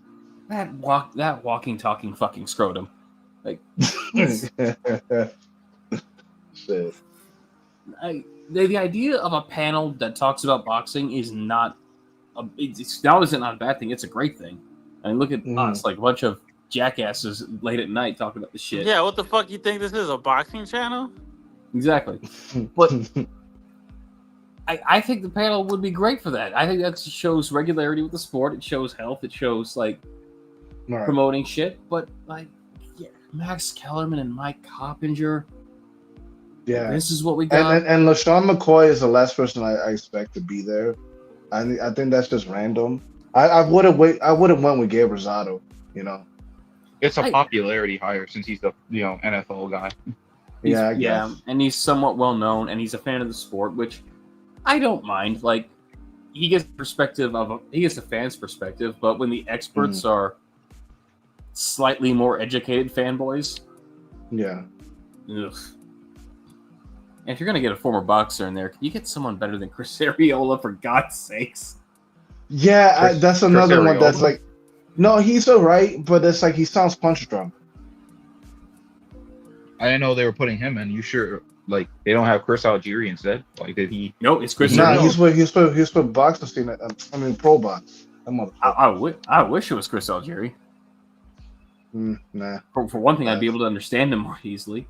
You know who else I think has very good insights on the game, even though he's a trainer, is Russ Amber. Who? Russ Amber.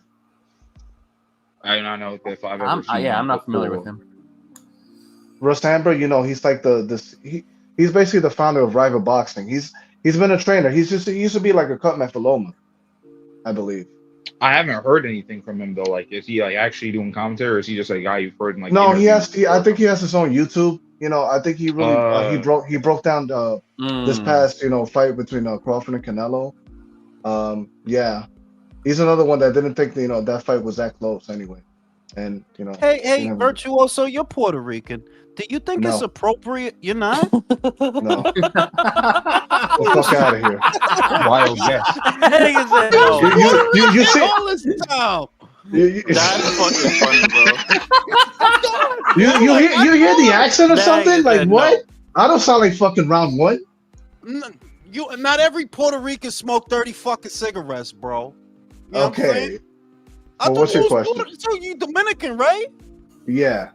All right. Well, this is the thing, because they said that at the Tipo, Bad Bunny is gonna be the halftime act at the Super Bowl, and I'm like, well, he big, but I'm like, my thing is the dude only singing Spanish though. This is an American pastime. Is that the right move? I Yeah, my mean, you friend got was a lot of complaining about that. crossover like with Latino like NFL fans, so like they'll gravitate to it, but like the white people, they're gonna feel left out because they don't know much of his catalog. And that's I what I'm saying. understand. That who are the primary consumers of the Super Bowl? I can't put a demo on it because everybody watches it. Everybody I know watches it, right? So I Yeah. don't know. I don't like what are we talking about? 50% white guys or 50%? Because the other thing is that you got to put the black folks in there too. They don't speak Spanish. So how you Right. gonna get a dude that only singing Spanish for Super Bowl? Yeah, I think he's got a couple of crossover hits, but that's like I don't. Again, it's like it depends on the demographics. You're right about What I've that. heard through the grapevine is that apparently there was a big hullabaloo about Taylor Swift getting a halftime show, but she wanted too much like control over it, whatever. So the NFL just said, "Fuck it, we'll get somebody who's It's a hip with the headache. kids right now." Bad Bunny, that'll do. I'm gonna be honest. I think it was a bad move. I think it was a bad move. I do. It's the You Super gotta Bowl. get People are gonna somebody. watch it. It's of course they're gonna fucking watch it, but they're gonna complain afterwards. If they don't know the songs, Jason, and I don't think they're gonna know the songs. Who says Mexican on my TV? There's some kind of exotic Mexican up here. Who's this? Where's Ice? Who's Somebody Naughty call Rabbit? Ice. Who's Naughty Rabbit? Where the hell is Ice when you need him? You know what I'm saying? Like they don't know that dude, country. Like, I don't think they know that dude, bro, personally. Look, I speak all type of Spanish, and I don't know not one of his songs. I'm not kidding. I don't know that dude. I know he's Bad Bunny, that he sing, but I don't know shit that he sung. Jules, the problem is that how many fucking times are you gonna keep trotting out the Rolling Stones, the Who, Aerosmith, etc., etc.? Those motherfuckers are ancient, and they're not really coming out with new material. So you can't keep trotting out the same geriatric ass No, groups. listen. Honestly, I would have went with Dua Lipa before him. She's globally renowned. People know her songs. My daughter and my wife know her songs. You see what I mean? Different demos, different ages. People. I would have went with Dua Lipa before I would have went with fucking Bad Bunny, and that's because at least she's singing in English. She could have sung that Don't you see me? Right, that shit they play at Planet Fitness. Right. Don't look up. Eat my ass. Right, that shit. What the fuck? Anyway, I think you know what? They might drop, Billie Eilish a bag next year. Who knows?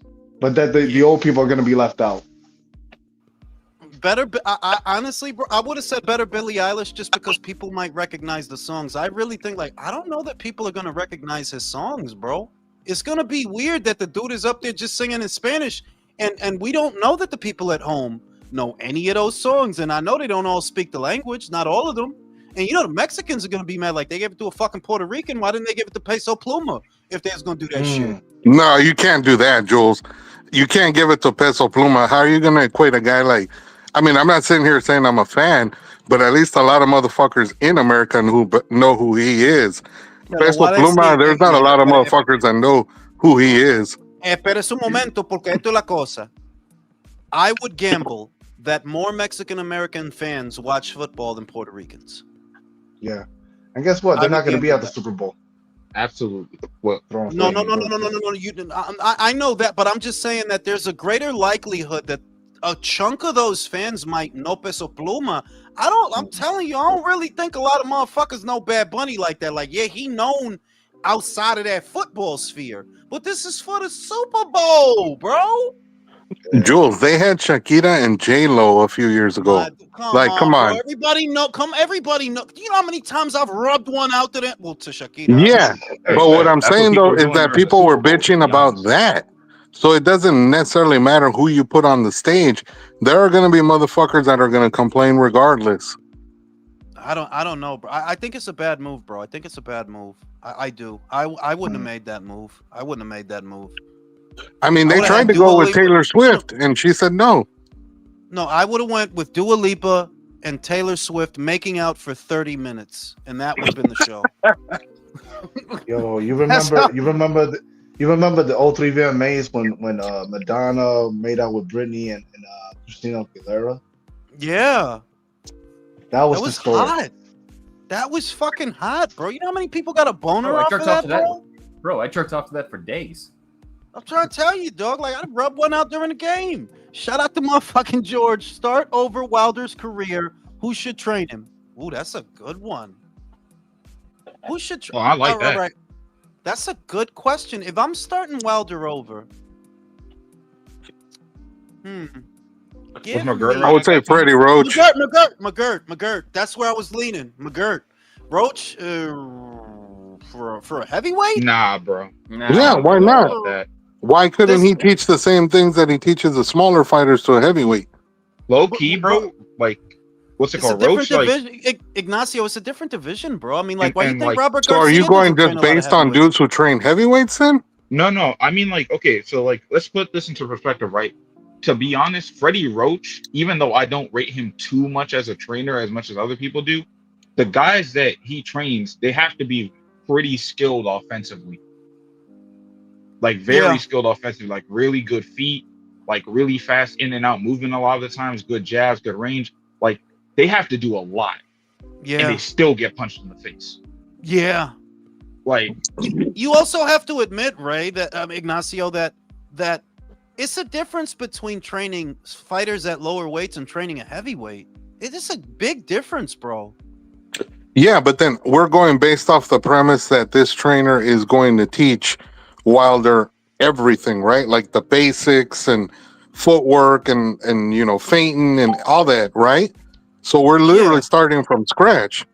So why would you not consider a guy like him? I mean, he's very good at I think refining. I'm not Ray. I don't hate on Freddie. I think Freddie's a good offensive coach, but for a heavyweight, I say negative. No, you have no history of training heavyweights. None. Also, you still Men have that to have size. those qualities, by the way. Like yeah, even though we are teaching you this shit from scratch, yo, if you just have bad footwork to a degree, like you just can't move your feet the way I want you to move them, that's just going to be what it is. I would go Like, with that's Abel not changing. Sanchez. I would go with Abel Sanchez before Freddie. Yes. Look at what he did for Work through Gassiev. robotic And guys. Gassiev, hey, you ain't got to do him like that. Oh no, Look I at- mean like Garcia. My bad.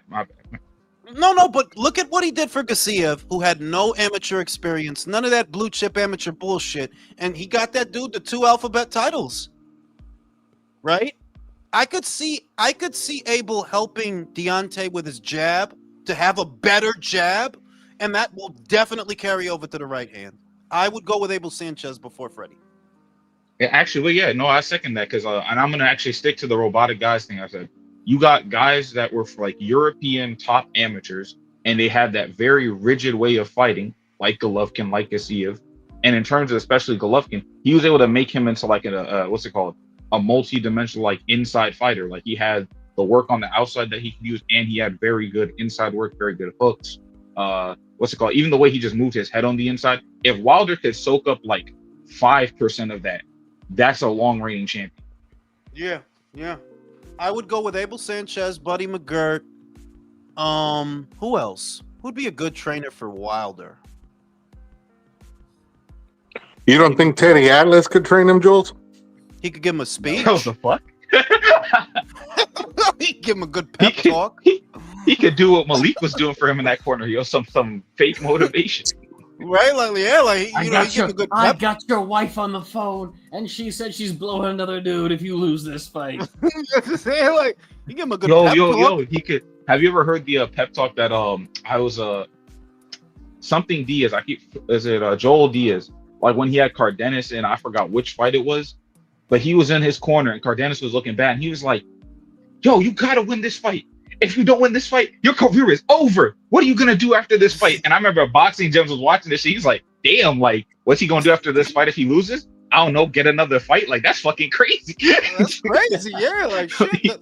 Damn, it's all over the night. What are we talking about? Like, what about Robert Garcia? Robert doesn't train heavyweights, man. Traditionally, he doesn't. He said that himself. Like ever? He trained AJ. No, he though, trained and AJ. He helped AJ. Yeah, but don't you see that was a one-off? It's not like he kept training heavyweights after that. He wasn't training them before that. I mean, and I'm he just didn't saying, keep training them after AJ looked that. really good after AJ looked really good under him, man. Yeah, dog, I'm a Arguably the big best. fan of Robert. I'm a fan of Robert Garcia as a trainer, but we're talking about Wilder starting out, who's already a pretty awkward assignment. You need somebody to bring that shit together.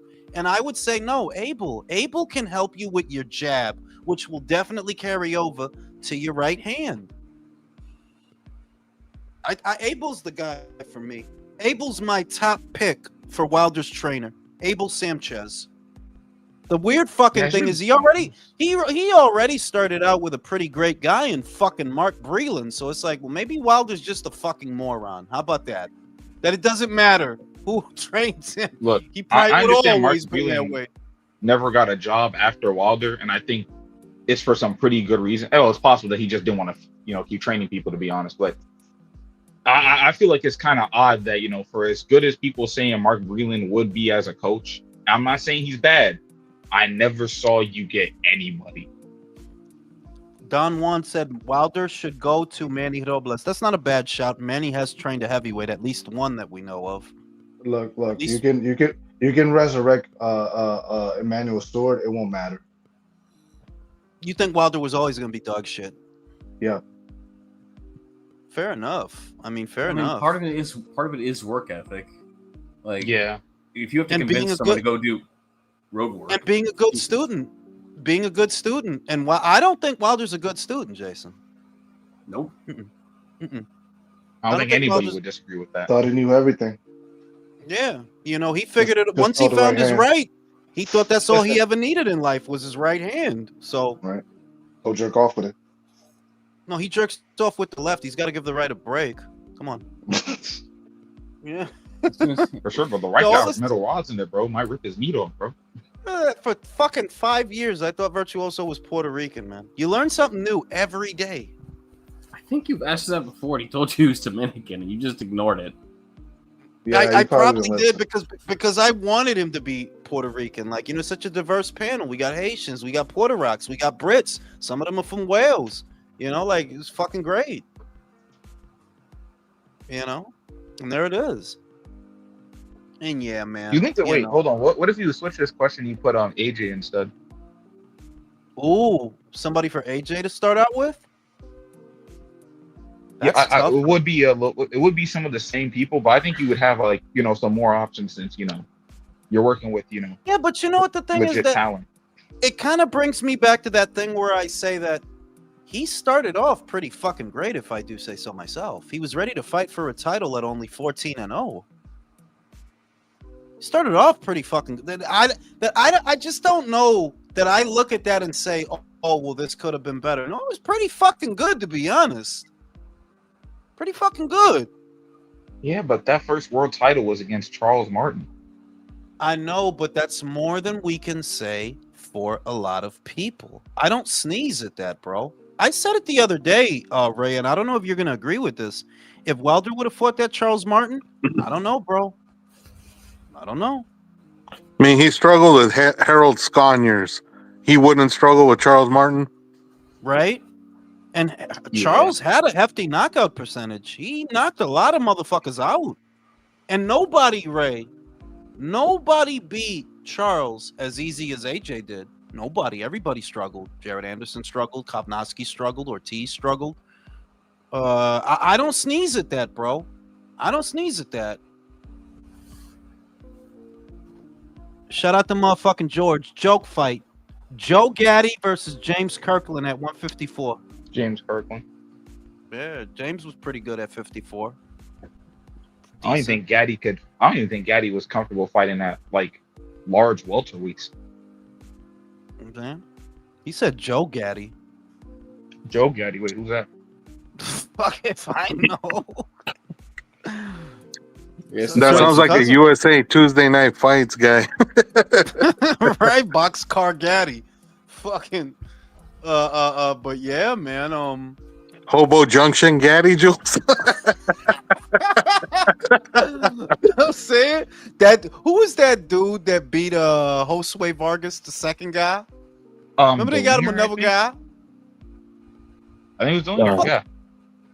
He looked like a homeless guy outside the DMV. Dillinger. White guy. That's actually his last name. You know what I'm saying? Like you fucking guy like that. You know what I'm saying? But yeah, man. Boots is fighting Lima 2 weeks. I'm excited. No, you're not. No, I am because Boots. Boots is not a guy that I look at him and say I'm 100% sold on you. I'm still not. Your ass might get hit. Guys fighting likes to come forward, right? Boots normally excels against very aggressive opponents, but this is a bigger guy than what you're used to. And you got a little bit of fraud in you, bro. There's a little bit of fraud in there. So it's not a given that he's gonna. I've maintained it's not a given that Boots' junior middleweight run, he's gonna pass it with flying colors. It is not a given. Yeah. No, I've said it. I don't think he stays in character. If it's not this guy, it's just a feeling that like, yo, a lot of what you do, you get hit. That's one thing. You be getting hit. Or he's lucky it's not Jesus Ramos. You know what I'm saying? Yeah. I think he gets cherry picked by Xander. I still stand on that. You think he's say it again? Say it. Wait. Say it again, Ray? I think he gets cherry picked by Xander. Because that's kind of how that fight would look like if he would have taken to me. Like if Xander was like, hey, yo, I see all these guys out here. I want to fight Boots. I'm like, yeah, of course you do. Go ahead, Virtuoso. Yeah, since we're on the super welterweight thing, how do you see Thurman versus Fundora? It's like he still hasn't pulled out, but I still think it's a dangerous fight. I don't think it's a dangerous fight because, and I said this, I don't know if you caught it, but remember how Keith Thurman normally fights at welterweight and what he's like at his best. At his best, he's circling away, walking you into punches, walking you into a trap. At his best, right? He's not an inside fighter. He can fight on the inside a bit when it's called for, but he's not a guy who prefers that, right? Normally, he's circling away, moving and punching. Against Sebastian, if you give him enough room to get the arm out, you're a sitting duck, bro. There's only one way to win this fight, and that's to take it to him. Yeah. Especially now that he's using his jab and he's not holding his feet. He's using his jab. He's taking that half step back. He's managing the space now, and like you see Thurman, he's tiny compared to him. So what's the plan, Keith? You're gonna circle away and walk him into a shot? If that fight happens, I'm thinking, Sebastian probably knocks him out if the fight actually happens. But I'm where you are. This dude could pull out at any fucking minute, bro. Exactly. I think Thurman is walking himself into a shot. Shout out to motherfucking George. Arturo's big bro Joe, who fought from 147 up to 175. I didn't even know Arturo had a fucking brother. Shit. Me neither. But that's how I see. That's how I see that fight. That Keith, if you do what you normally do, that's circling away, waiting for a big counter, right? Keith is not the guy who just sits in the pocket and stays in the pocket. He likes to move around. Well, for this fight, you got to stay in the pocket. The closer you are to Sebastian, the safer you are. But of course, you have to get there, which is difficult now because he's using his jab and he's not holding his feet. So it's hard not to pick Sebastian. And what are we talking about? Keith is the only fight Keith has had in the last 3 years was Jock Barvis. A guy who should have been playing college football, really, if you look at him. Rugby, even the because name. He's from Australia. Rugby. Yeah. Yeah. And even if he gets on the fucking inside, like what? Fundora's just gonna leave him alone there? Fundora? Exactly. Like Fundora gonna get a few punches in there. So listen, I still find it very fucking hard to believe this fight is happening. I really do, bro. Dude, once he gets touched to the body, he does the moonwalk. Do you guys really think this is gonna happen? Yes, because he has no. No, I'm skeptical as hell that it happens. To be honest. Yeah. The problem, Jules, though. You don't get a bag fighting Sebastian Fundora, True, but the problem is that who does the PBC have on standby when Keith fucking falls out? Whoa! Oh! I thought you were gonna say what Keith's gonna do after. No, but he's fighting Shane Mosley Jr. on the undercard. Yep. What are we talking about, Ignacy? Like, you just made the fight. I brought that up last time, Jules. I mentioned Jesus Ramos, and you were like, "No, he's finding somebody else." So I'm literally telling you, like, if he's not the guy, then who the fuck is? You're right. You're right. Bro, listen, Errol he's looking more and more Rastafarian. Every time I see him, bro, I seen that shit too, dog. He's not coming back, bro. No, because he asked when's the fight date 2 years after he hasn't fought. And the same fucking morons It'll be got in a excited. Yeah, Oscar's high in his own supply again. You know, Errol Spence and that Cowboy Stadium, James World. Who spins? Errol Spence. Somebody does a really good Oscar on the panel. I forgot who. Man. I think it's Hey, one of my assholes. Would you like to see my Pokemon card? Hey, Virtual, so that means you believe that he was running, he was doing road work because he was actually coming back? Man, listen. No, and it's the same thing. Like he'll show like a picture of himself next to a Cobra bag, and the same fucking dudes will get a fucking hard on off of that. Like, bro. Oh my god, yeah, he's back. He's back. So he's there to hold the miss for Frank Martin. I gotta assume that's what it is at this point. Even Ray Jackson don't believe in him. I'm trying to tell you, like, this is not new. This is becoming an annual ritual. Spence will fucking stand next to a heavy bag. People will lose their mind, and a year will go by without him fighting. It's like wait, and then hold on. Did you say Ray Jackson doesn't believe in him? Yep. Then that's proof, by the way. And I've said this before, bro. Fan, what's it called? Support is not unconditional. At the end of the day, you have to be fucking fighting. I don't know why some people from Baltimore, Buddy from Baltimore keeps crying about that shit. Like it really means something. Bro, I listen, man. I'm just so happy that he about to leave, bro. Yeah. Bro, that day is coming. No. I'm calling him Buddy from now until end of time, by the way. He not, because the shit is that, look, a lot of shit to bring a boxer back to the ring, you know what I mean? A lot of shit to bring a boxer back to the ring. But that dude is so scared to lose. Hell no. Hell no, he ain't coming back. Like, nah, it's a wrap. Go be undefeated, bro. Whatever, bro. Who fucking cares, bro? I never thought you was gonna fight Shakur. I'm just glad your ass is leaving. Because now your fucking fans ain't gonna have a reason to watch boxing. They don't fuck with nobody else. Y'all don't like Devin. Y'all don't like Shakur. Y'all don't like nobody. So when he leave, y'all leave. Nah, they got Caramel in Motion after that. Caramel in Motion. Maybe, Jules. Thank Reggie Davis. No, hang on. Jules, remember how shameless the fucking Spence fans were? As soon as Crawford beat him, those motherfuckers jumped ship as soon as they got an excuse. Yeah, but who they gonna jump to now, bro? Shakur. Who? They not. I'm no. telling you, they will. Trust me. Trust me. They will shamelessly jump Shakur, and they'll pretend. I'll tell you what. I'll tell you what, about his fights. They would sooner jump to Floyd Schofield before they jump to Shakur. Just because of the homosexual shit that they know his dad, they know he got toenails under. They know he got nail polish under them shoes. Yeah, they know toenails. They know that motherfucker got nail polish. You talking about Mama Stone? You know what I'm saying? Yeah, Mama Skull. They was because of that element. They would sooner jump on Floyd bandwagon than Shakur. They hate Shakur, bro. You don't understand? They wake up mad at that. They wake up mad at Shakur every day, bro. They wouldn't jump on Keyshawn Davis's fucking bandwagon, Jules. For what? He fuck with Shakur. You know what? They're more likely gonna root for Teal. Yeah. Nah, I can't see that. They bitches like that. I could see, like, low key, I could see that shit. Like, yeah, they bitches like that. Just because they want somebody to knock Shakur off his pivot so he don't got to be a sore spot for Gervonta. They want somebody to knock him off his pivot.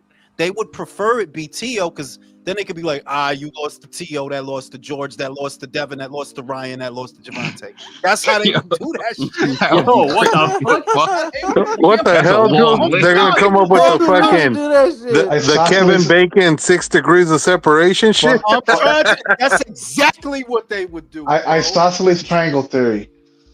The You know what 50 I'm shades of saying? separation up in this bitch. What the fuck? I'm trying to tell that's what they would do. Like they would just for hate of Shakur, because as long as Javante doesn't fight Shakur, that is always going to be like Devin. The thing around Devin dissipated when he lost to Ryan, but Shakur is still unbeaten. It's still a sore spot. It's still something that a lot of media brings up. A lot of people bring it up. We bring it up as an asterisk to Javante, and they hate that we have that. The only thing that'll make it go away is if somebody beats him. So they might root for Teofimo to beat him. That's some just so that- sorry ass shit though. Like you gonna root for another dude to win instead of actually like.